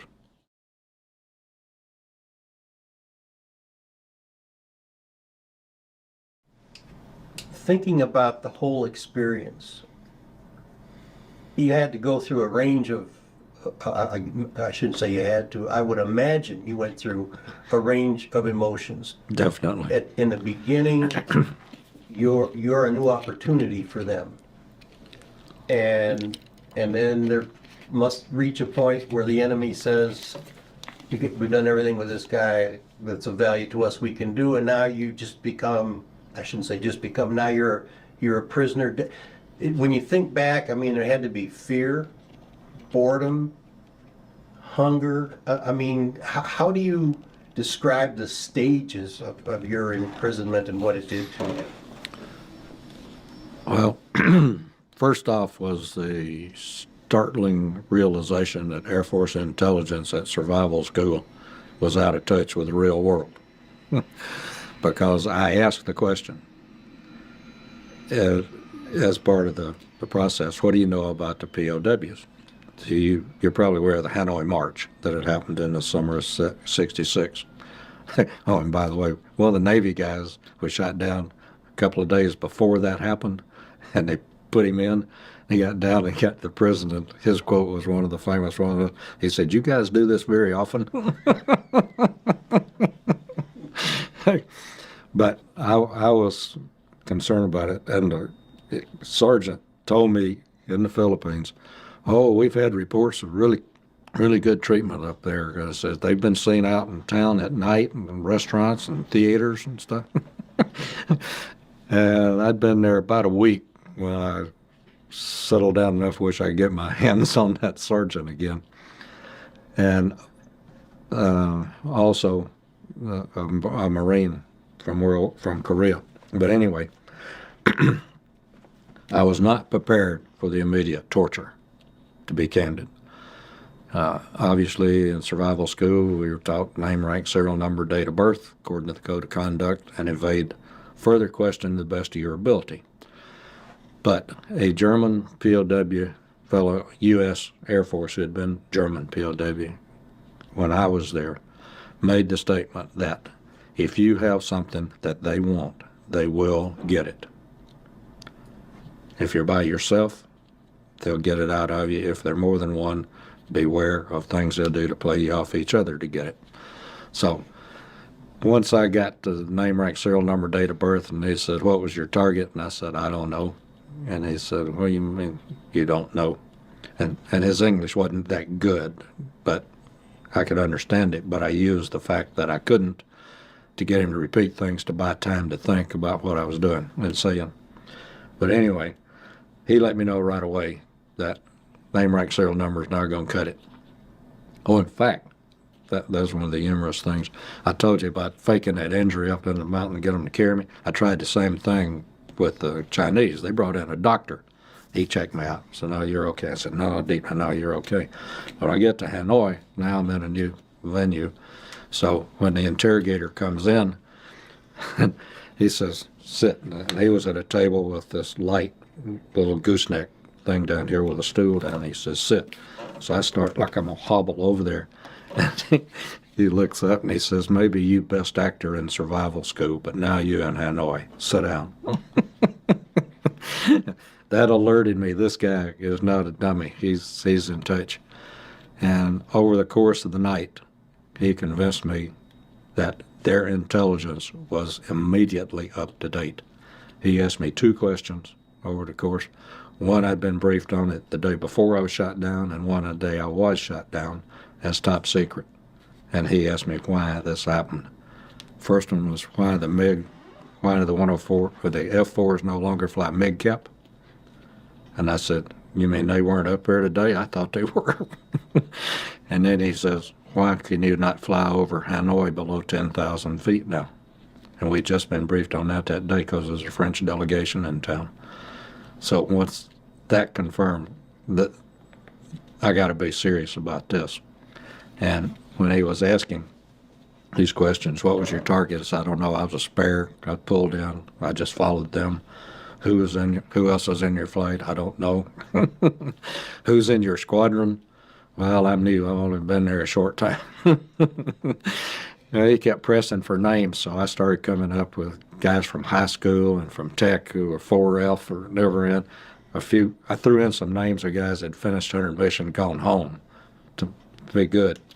And I kept cranking this, and finally, after I don't know how many hours, and several times of tying me up and passing out and coming back to consciousness, he said, "Why do you keep lying?" I said, I'm not lying. They said, yeah, you lie. Same day we shoot down man 357 Squadron, tells us everything. And I thought about that a minute, and I said, well, if he tells you, why you ask me? He said, I want to hear you say. So we're back to the game again. Name, rank, serial number, write down all the same questions. And I remember from survival school, if you're telling a lie and somebody else telling the truth, the liar's in trouble. And I thought, oh gosh, if he really did tell them, I'm in trouble. So I started pulling my answers back to more factual things, but not quite as best I could, but sweating it out. And finally, when he quit about daylight, and this had started a little after dark the night before, and I got the day off, and I lay there, and they brought me some soup and rice to eat, and I got to thinking, he really conned me. He played all those things they told me about in survival school. He did it, and then I bought it hook, line. There ain't nobody else up here now. There you go. And I never heard any reference about another guy till I got to the zoo with those new 105 pilots. And one of the guys had been at the other base at Korat. And he said, I knew about you. You were shot down the same day as Ward Dodge. And he was a flight leader in another squad. I said, what do you mean? He said, yeah, he and another guy were shot down that day. They were 357th Squadron. So, yeah, they had the guy. They put him out as died in captivity about a week later.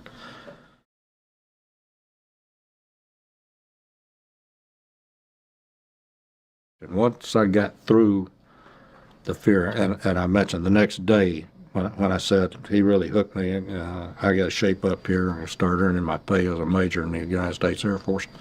They came in the next morning and says, today you write your autobiography. I said, no, I'm not going to do that. That's Yokota Tunka. You won't write. He said, I ordered you to. I said, I don't take orders from you. None of these guys wore rank, so you didn't know who you were talking to really, but they all look like kids. As you know, Orientals tend to look much younger than they are for a long, long time. But we went through that, and they said, well, I bring in a camp commander. He orders you to write. I said, okay. So he goes, and I was really being this flippant and blasé, no kidding. So he comes back in a few minutes with a guy about his age, same size. He says, and this is the camp commander. And I said to myself, oh yeah, this was Saturday morning. I said, oh yeah, these guys were out drinking beer last night. They said, oh, we're going to have some fun with a new guy. He asked, will you write your autobiography? I said, nope. They talked in Vietnamese. He says, he asked you one last time. I said, no. He talked to me, he says, he orders you to write your autobiography. I said, I take my orders from the Chief of Staff of the United States Air Force.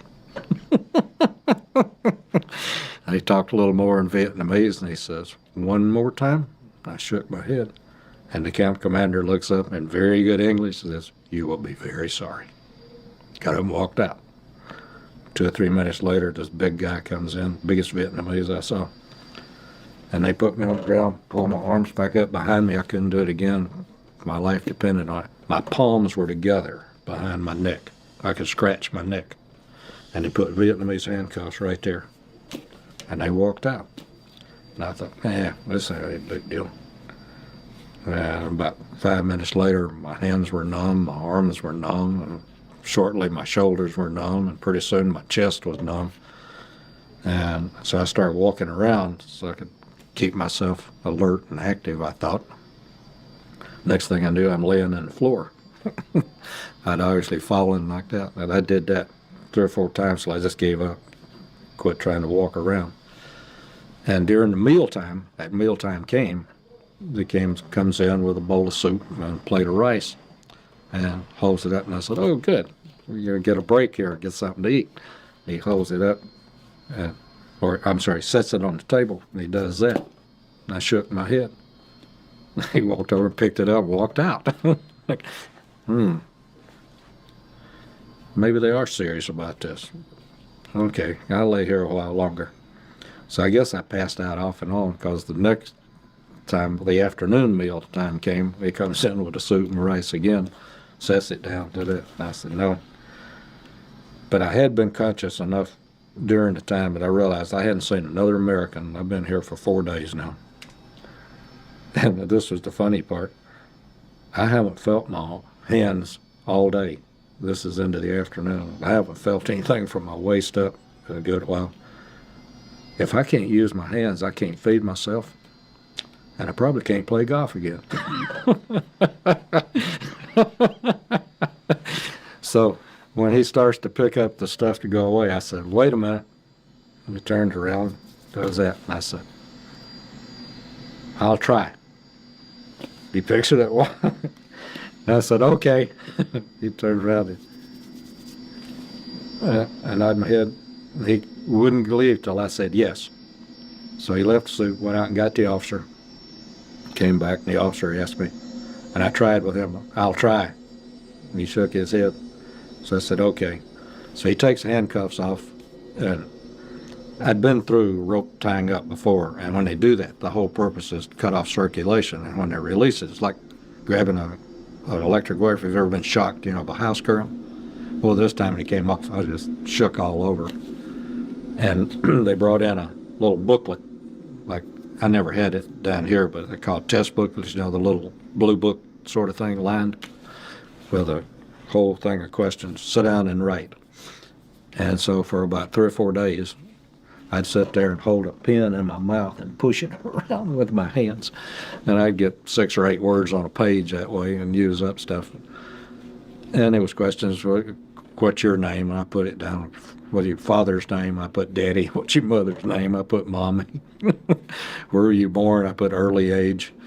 Just Mickey Mouse. See, I don't know. I guess I was so beaten down by this point I didn't really care what they did. I was going to have some fun in the process. But they never referred to that again. And it proved, for me at least, the whole point was, we can make you do it. What that sergeant had said. We'll show you that we run this camp. You'll do what we tell you to do. So from then on, it's a game of how much I could keep them from doing. And then that night, when you were asking, this was really my low point. When I ate that meal and realized that I had been broken.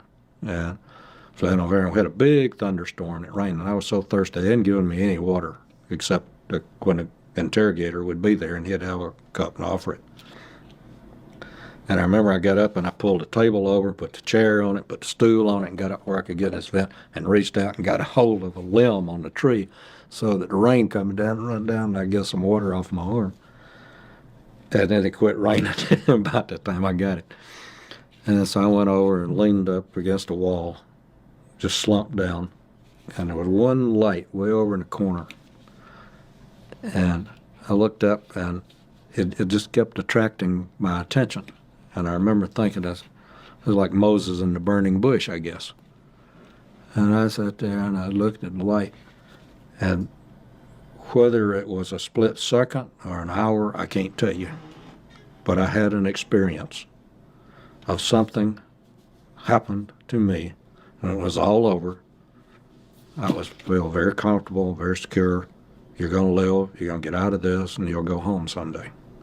And from then on, I was able to accept things that happened, and when there would be a crackdown right after escape in a night camp, and other things that would come down, you'd have a little sense that this might be bad.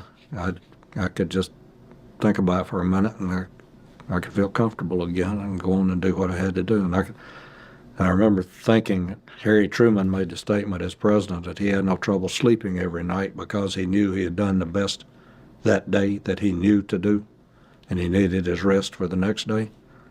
And I realized that I was able to do that. I could lie down every night and go to sleep, no matter what was going on.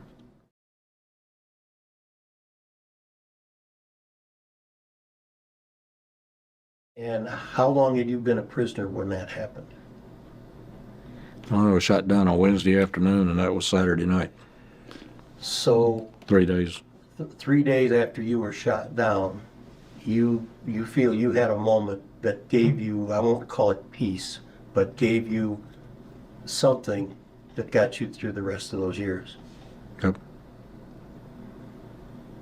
Was there a day in that prison camp after that that you didn't feel that awareness or didn't think about that? Or did that sustain you every single day? I can't say that I thought it consciously every day, but the feeling was there every day. And what do you think about that now? What do you think that was?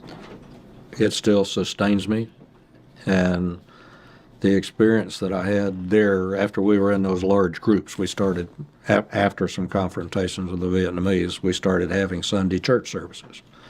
And I thought about it a lot. You know, what does this mean to me? What do I do? And I participated, not as an activist, but participated in the services, attended. And when I got home, I went to see another one of our classmates down here at Georgia Tech who had become an Episcopal minister. And I talked to him about it and asked him, how did you make the transition? Because he had been a technical major. How did you make the transition to the him experience? And the first assignment I had when I got back was at the Air War College. And one of my classmates there was a Catholic priest that I got to know fairly well.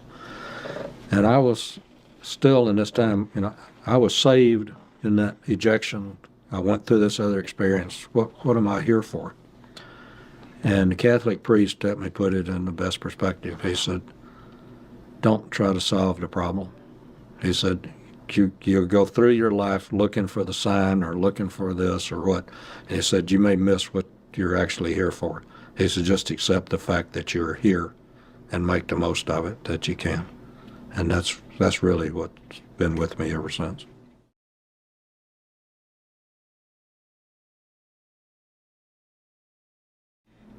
Not like 5.5, almost 6 years a prisoner.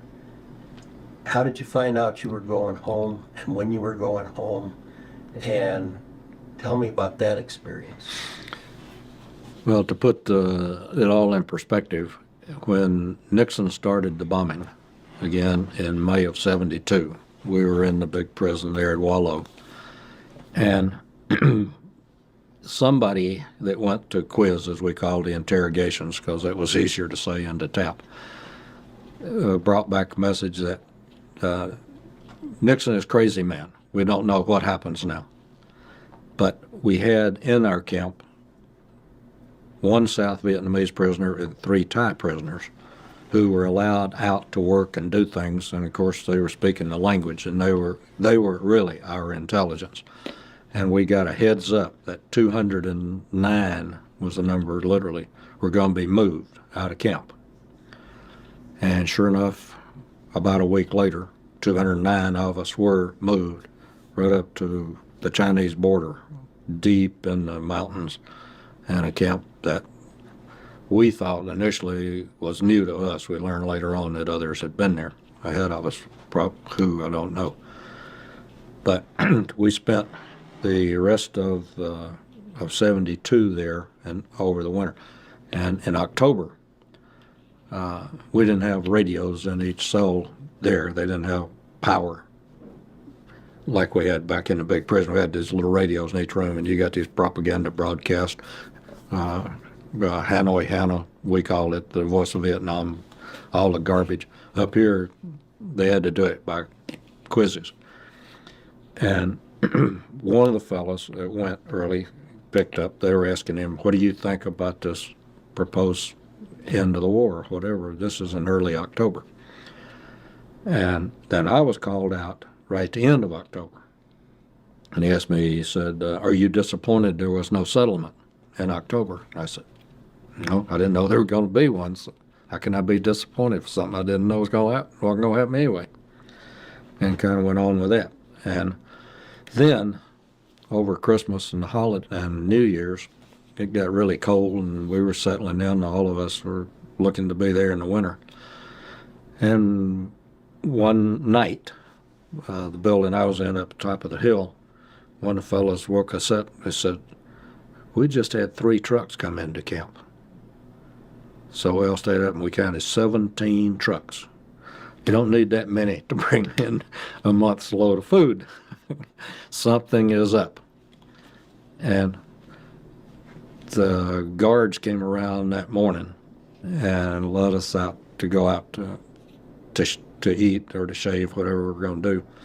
We had a little area, kind of a little patio we could get out to in our building. And he looks around at one of the other guys and he does this. And then he goes back like that. Looked over and said, something is really up here. So we went back in, and just so we didn't miss out on it, we all started rolling up our gear.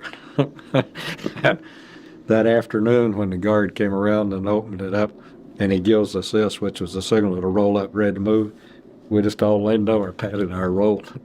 He got a big smile on his face, and right after dark, they loaded us on the trucks, headed back to Hanoi, and about halfway down mid-afternoon, we stopped and had a little coffee break. They gave us water and little energy bars, coconut bar stuff.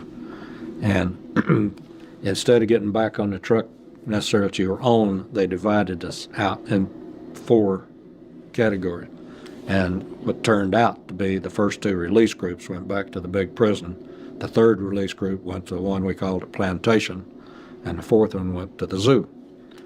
And, excuse me, we'd been back about a week, and I was at the plantation in the 3rd group. They called us out one afternoon. We lined up, and the camp commander came over, and he read us the protocol from the Paris Treaty that in itself required that the prisoners be notified within 48 hours of this date. And they were told it, and they stood there for a few minutes waiting for us to do something, and when we didn't, they said, okay, dismissed, and we all filed back into our own little cells, and then we went over hugging each other. So, God, I hope it's true, hope it's true. And in my particular case, I was pulled out and taken up to Wallow. It turns out that after the first release group, there was a little difference of opinion between, and the conditions for release were that everybody would be released in 4 equal increments over the next 60 days. So, and with the sick and wounded being released first. Well, the U.S. expected that to be release the sick and wounded, then 4 more increments. The Vietnamese interpreted it to be the sick and wounded would be in the first increment. So they had a little hassle about that. And somehow they came up and released 20 guys, just pulled almost at random, came out. So as that was going on, I was pulled up to the 2nd release group. Then they decided, no, the count didn't work, so I went back to the plantation. And then they pulled me out again. And whatever the problem was, we were supposed to be released on the 1st of March. And the camp commander came in, and we had the big, going away thing, special dinner, blah, blah, blah, on the night of last night in February. And then he told us, he said, maybe you do not go tomorrow. There is a small problem. I will let you know. So the next morning he comes in and said, I don't think so today. And that night he said, maybe tomorrow. And then by March the 3rd, we were said, oh, to hell with it. I hope somebody got out of here anyway. And he came in that night and he says, I think tomorrow, okay. And sure enough, the next morning he comes in and came in. There was a group called, I forget the exact name, but there were an Indian, a Canadian, a Czech, and another Soviet Union type had to come around and inspect everybody. So they came through. We figured, I think we might make it today. And sure enough, about an hour later, we started going out. We got our go-home clothes that we'd been fitted for. We went out to pick them up, put them on. And they walked us out the front gate, and they had their little 20-seat buses out there, and we all got on and headed over to Jialam for the big trip home.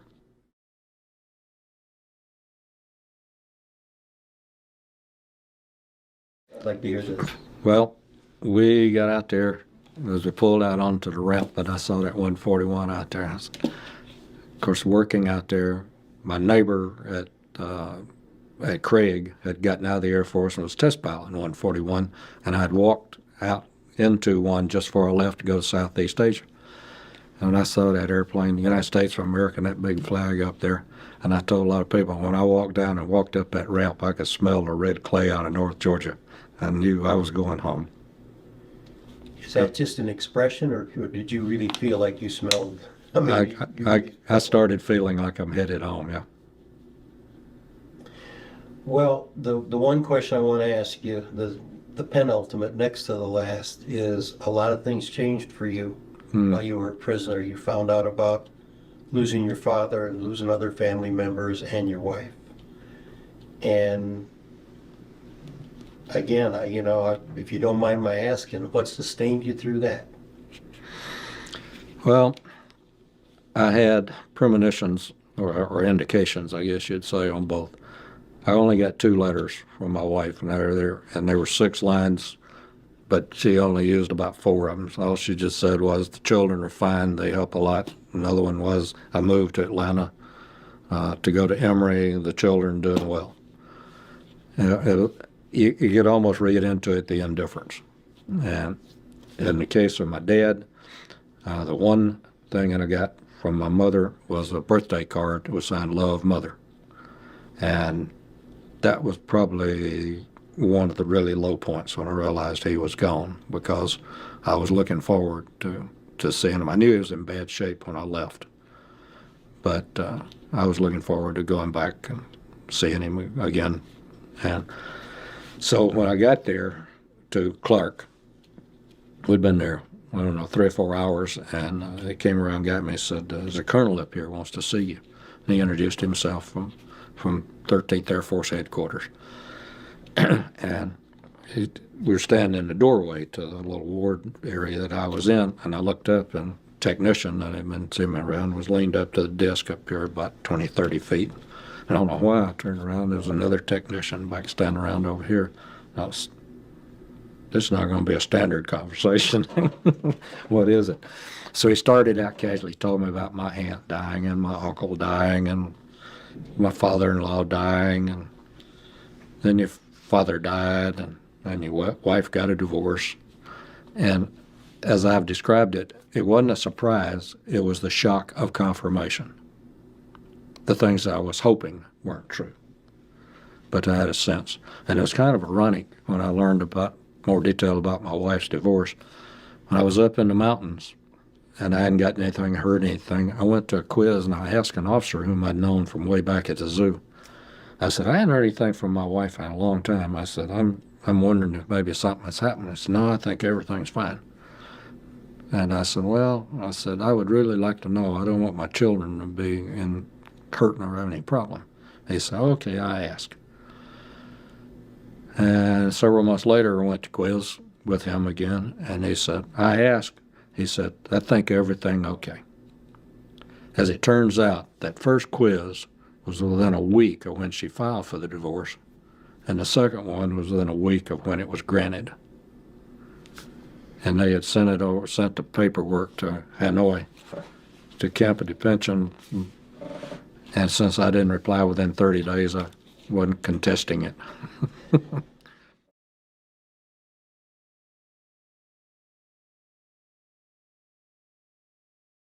Well, I was still going through the checkout down at Maxwell Air Force Base in Montgomery, Alabama, but my mother wanted to get the family together at home and visit. And so I flew up commercially, and my ex-wife was here in town at the time. She came out and picked me up at the airport, and we went over to her house, and we were talking. I was going to take my children out with me for this party, and we were sitting there talking, and she said, how you plan on getting to Bremen?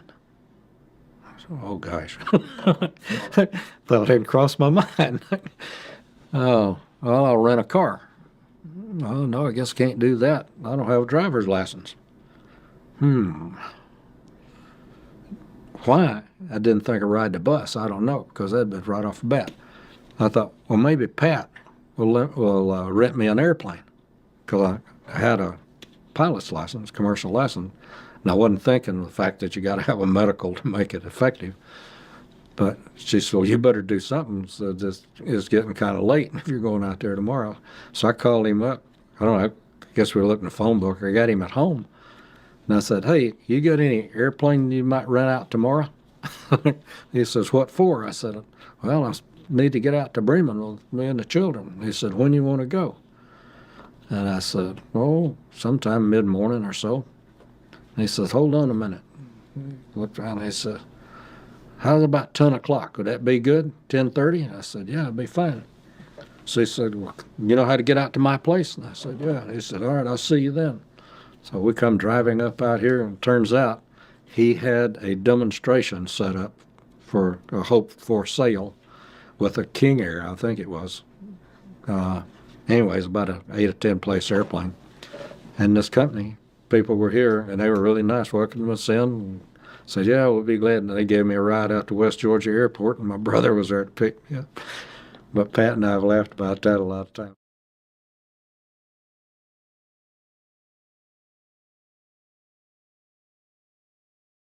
Those 6 years of your life that you gave, literally gave to this country, and all that happened to you, what would you say to young people? Or what would you, if you could get them all to pay attention to you for the next minute, what would you say? Well, first I would say that I'm proud of my service.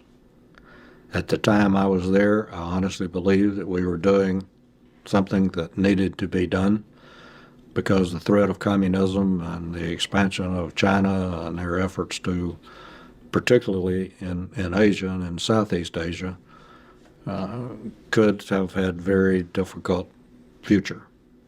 And while we did not win, and unfortunately I think I have to say we actually did win the combat. Our politicians gave it away later on. But we did accomplish a stalemate, so to speak, and I think we stopped that expansion, gave those countries a chance to get on a little firmer basis. As far as Vietnamese people, I was disappointed for them, the boat people, that many were killed or died in the process of getting out of there, and in Cambodia that were literally killed during the Pol Pot regime. I don't think we can take any pride at all in allowing that to happen, but when we finally started recognizing the Vietnamese, I was asked by one of the local stations, what do you think about it with the trade and then the recognition? And I said, well, we're going over there to give them a chance for self-determination, and it looks like they're finally going to get it. And on the 2 trips I've made back over there, I think we really did win the hearts and minds, because they really like Americans there now. But for the status now and the condition and the future of this country, I have real concern. The last few years, the mood of the country, the culture of the country, society have changed in ways that I cannot say that I feel proud about. But I do talk to enough young people who have good attitudes and good patriotic values that I'm optimistic that they will rise to the top and be the cream of the crop, and we'll get this country.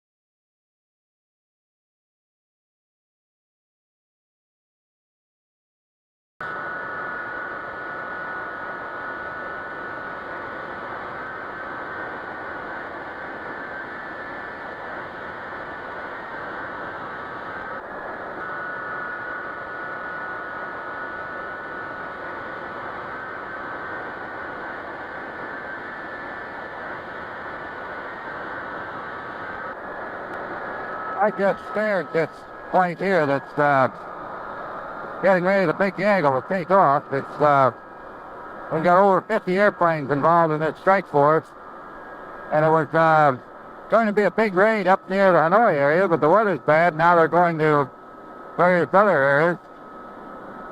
A spares job, for every 4 airplanes we launch one spare off the other runway. In case one of the airplanes that we're having trouble with, they can fill in any 4 positions, any one of the 4 positions. He's usually a leader, so in case the leader aborts, he can fill in that spot. You can see this flight taking off now, and the airplane standing by is the spare. He'll be coming back up like me probably pretty soon.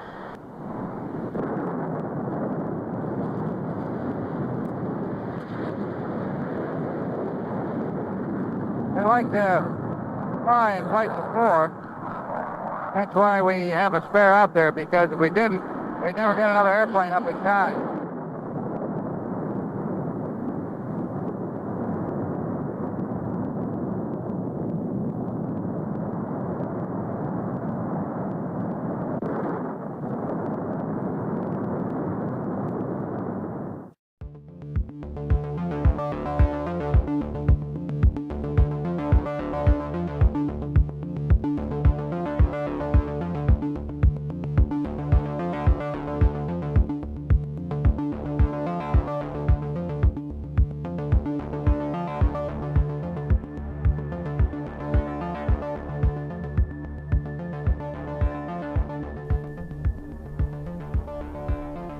This is an F-105G, the Wild Weasel variant of the Thunderchief.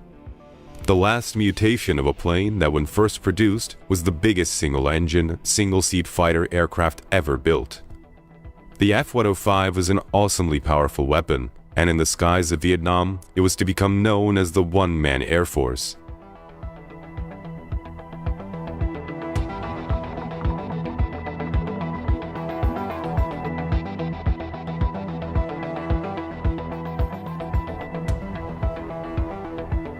The designer of the F-105 was Alexander Katvelli, chief designer at Republic and no stranger to the concept of big fighter aircraft. For he had been the designer of the World War II P-47 Thunderbolt, the biggest single-engine fighter of its day, which has been produced in large numbers and had proved itself a sturdy workhorse not only in its intended role as an air superiority or escort fighter, but as a fighter bomber in the tactical support mission.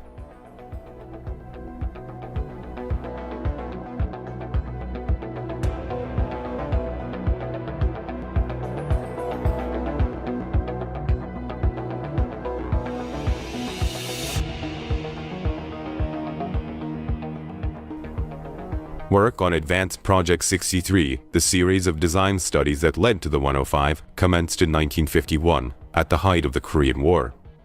Essentially as a privately funded update of Republic's F-84. The 84 had been developed as a jet Thunderbolt for the escort and tactical fighter bomber roles. In Korea, it proved not up to the escort role in competition with the MiG-15, but it performed well in the ground attack. The 84's straight wings were part of a very conventional overall design. And indeed, the plane's latter manifestations exhibited swept wings more appropriate to the potential speed of the jet. But with the experience of Korea to guide them and the rapid pace of technological development to compel them, the design team soon realized that they were setting out to design a completely new plane. As a team at Republic was setting out on their project, the counterparts of North American company had just received U.S. Air Force support for the F-100 Super Sabre. First of the series of planes known as the Sentry Fighters that were to cover the multiple fighter roles that perceive as the Air Force moved to supersonic capability.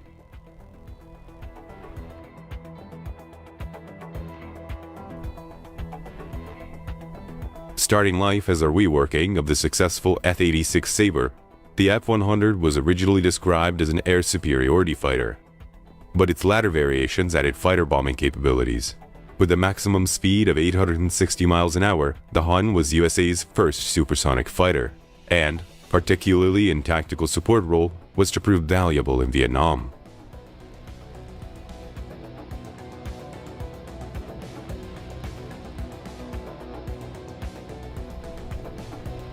The next plane was the McDonnell F-101 Voodoo, designed as a penetration fighter and escort fighter.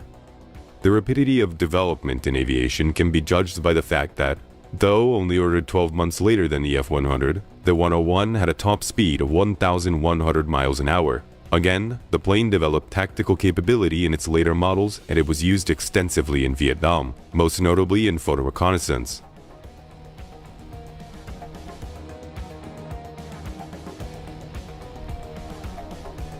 Third of the Century fighters was the F-102 Delta Dagger from General Dynamics, an all-weather interceptor commenced in 1950. Capable of 820 miles an hour, it proved only a moderate success, but naturally was to develop to become the F-106, which had a top speed of 1,500 miles an hour. The Lockheed Starfighter, the F-104, ordered in March 1953, sought flight performance at all costs as an air superiority fighter. Basically a manned missile, the 1,400 mile per hour 104 had a checkered career, but has demonstrated amazing longevity as a tactical strike and reconnaissance aircraft. At Republic, Clark Belley's team working on Advanced Project 63. After a program that ran to 108 configurations had emerged with a design for a single-engine, single-seat tactical fighter bomber with the capacity to carry nuclear weapons in an internal bomb bay. This plane, the 105A, was given Air Force approval in September 1952, originally with the intention of mass production, but in the end only 2 were built.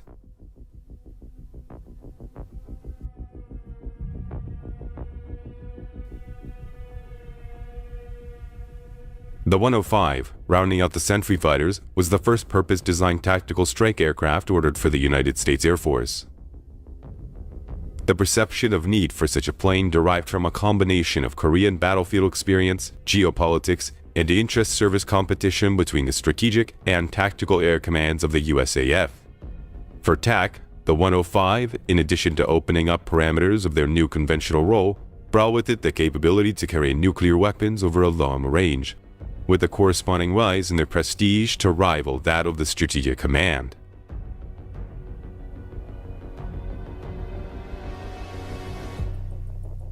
The Tactical Air Command support of the 105 was to prove vital to the project as the plane went through its difficult early years. Virtually all the technology and engineering of aircraft were being revolutionized at once, in response to the myriad physical changes inherent in the transition of the age of supersonic flight, and the F-105 was to have plenty of developmental problems in the years ahead. But what made the huge fighter so special was its large internal capacity. The atom bombs, more reminiscent of drums than weapons, gave it a potency far beyond any competitor.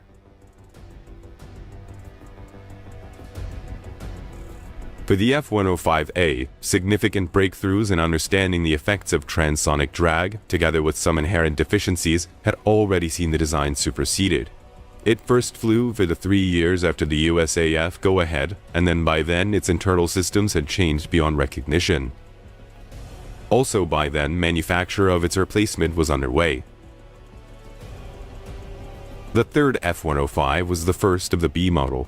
We see it here on the 26th of May 1956 as it taxis to its takeoff point for its first flight. This was the first 105 to have a power plant big enough to match its size, and major external changes had also been incorporated, chief among which was the area ruling, which had rescued the F-102 from its drag and turbulence problems. This had replaced the straight lines on the A model with a slim hip over the wing. A massive 4-pedaled air brake now dominated the previously clean lines of the engine exhaust, and there had also been changes made to the air intakes, giving the Thunderchief its characteristic nostrils. A larger tail area had increased stability. These and other changes have resulted in a plane with the capacity to double the speed of sound.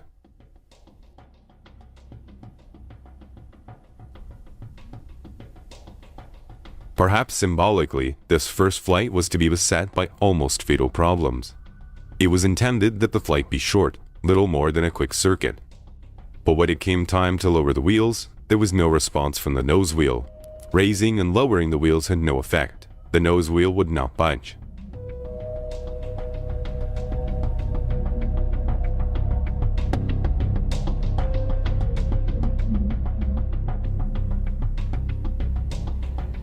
Rather than abandon the plane, it was decided to attempt a wheels-up landing, and so the test pilot set the machine down on a long, dangerous slide across the salt.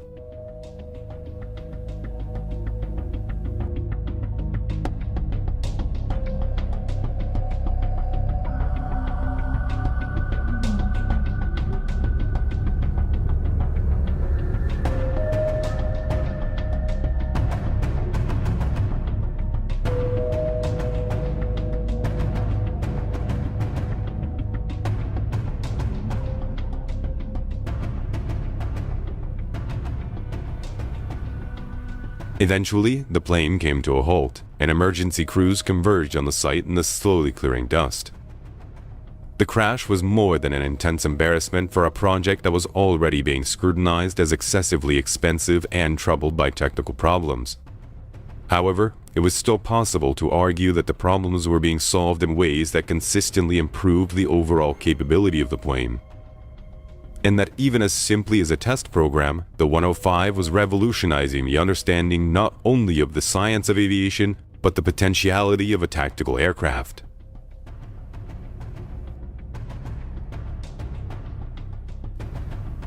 The cause of the crash was soon identified in the new air intake controls, which at the high thrust settings were jamming the wheel in a position, a fairly simple thing to correct. One other thing that the crash demonstrated was something that those who flew the Thunderchief in action came to know and approve of its toughness. The plane was lifted, the undercarriage was lowered, and the prototype was towed away to be mended and rebuilt. Rebuilt, the plane rejoined the test program. As work progressed on tying together all the systems and ironing out all the bugs in the components, the engineers were dealing with concepts and forces they could only barely control, and overcoming the snags as they appeared. It's difficult to think of any other way that these problems, theoretical and practical, could have kept up with the intense scramble of technical development. In being the first plane capable of both air-to-air fighting and air-to-ground semi-automatic weapons delivery, the plane relied on avionics packages far in advance of anything previously attempted. Among these advanced facilities were radar models for air search, contour mapping, terrain following, and automatic tracking of air and ground targets even in blind conditions. Throughout its life, the 105 was to almost constantly receive new and updated facilities, but even from the first, this was a plane that was far ahead of its time. The rebuilt plane was allocated to conduct the spin testing program, a spin recovery parachute which installed on the tail of the plane. This required removing a panel to afford room for the chute and removing the air brake so that, if needed, the chute would be unimpeded. Trials on the chute demonstrated that it worked satisfactorily.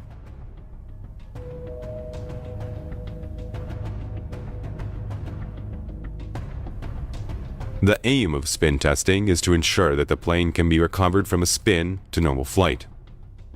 That, once control has been lost, it can be regained. Of course, the first thing to do in such a test is to lose control of the aircraft deliberately.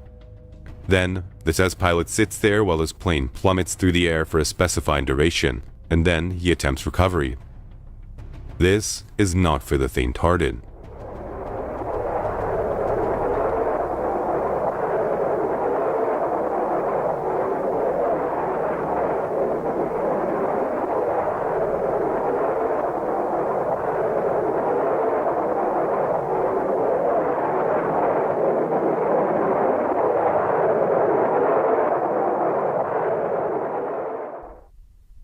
The emergency spin recovery parachute was not needed, as the planes proved to have a natural tendency to level out after each revolution, and the pilots were able to resume control fairly easily.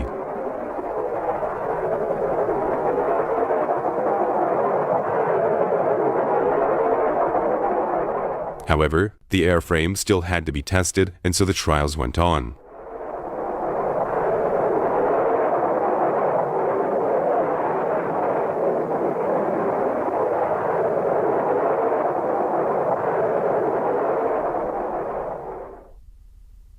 "47 times the pilots let go and watched the horizon slide away slickingly as the plane commenced its fall.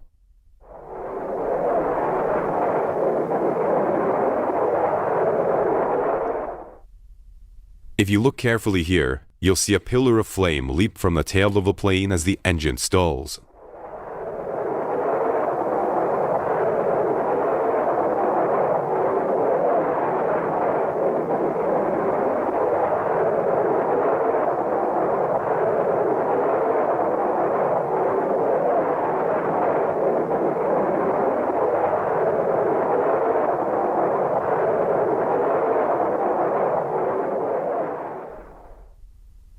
Though the flight test proceeded well, the technical problems persisted, with the engine and the avionics still unreliable.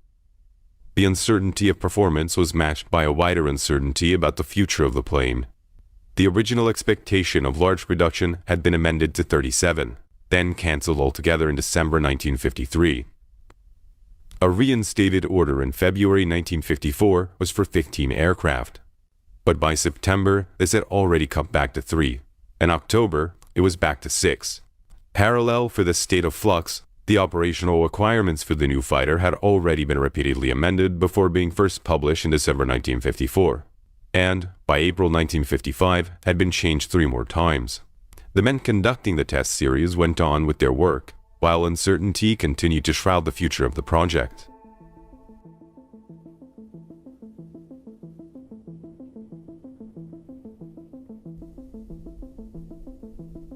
The 105's already considerable range had been augmented by the addition of external fuel tanks, and these two had to be tested to establish the effect they had on the plane, as well as to test the tanks themselves.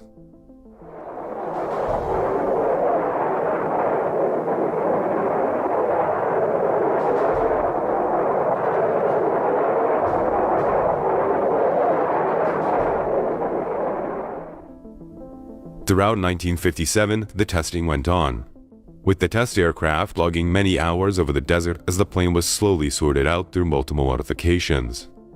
The pre-service evaluations due for completion in November 1959 were to eventually go on until March 1961. Of the specifications added in 1954 was that the F-105 should be capable of in-flight refueling, another recent innovation already being widely used. With an airplane like the F-105, this was a tricky proposition. For the fighter pilot to slow down to the same speed as the tanker left him with insufficient airflow over the wings to maintain lift. The top speed of the tanker and lowest speed of the F-105 were very close, and, as you see, the fighter becomes very hard to maneuver, especially in the turbulence of the larger plane and often stalls entirely. Attempts to alleviate the problem by handing jets to the tankers, as here to a B-29, didn't help all that much. All supersonic fighters had trouble until jet tankers raised the speed of refueling to safer levels.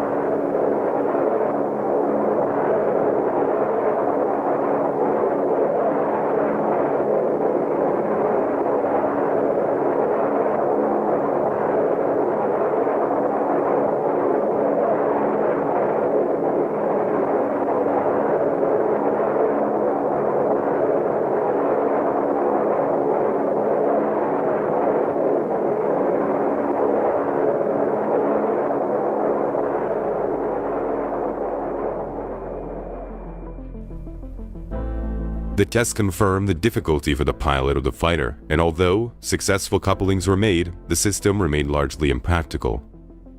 Not due to any failure of the F-105, but because of the inadequacies of the tankers. Having the drobe trail from the wingtip rather than from the tail of the plane removed the operation from the worst of the larger plane's turbulence, and facilitated matters somewhat. but the tendency to stall still remained.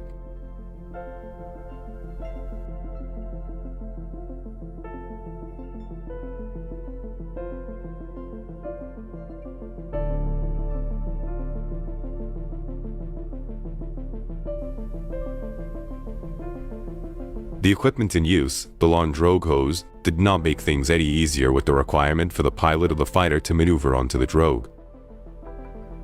Not until this necessity was replaced by a system where he simply holds position in relation to the tanker and the operator in the tanker directs the connection was refueling truly a practical affair. The F-105 was equipped with two types of refueling connectors, and these were to see a lot of use in the Thunderchief's career.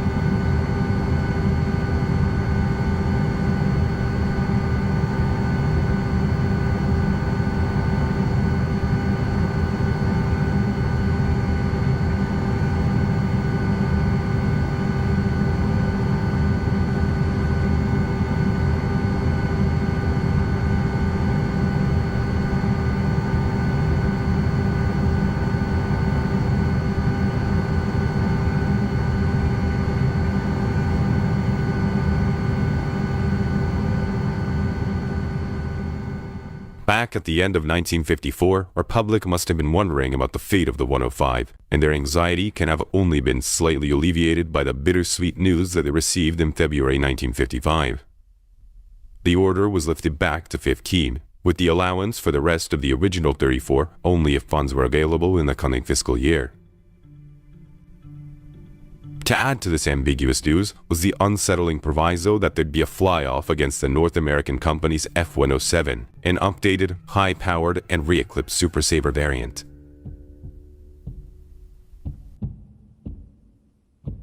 Had the 107 been compared to almost any other plane at the time, it may have outperformed it. However, the 105 was a rather special opponent, and the performance of the controversial big plane was beginning to quell the doubts about its worth.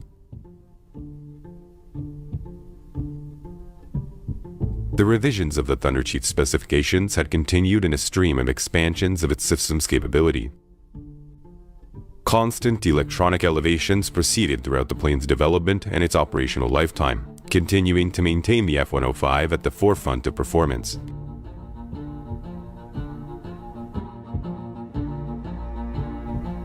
The plethora of design changes meant that the first 15 F-105s produced represented 5 distinct subtypes. Eventually, there would have been 19. During the test program, of course, the revisions of the plane meant that the trials were regularly extended. The normal flight testing programs were consistently completed with little trouble, as the airframe behaved very well and had admirable flight characteristics.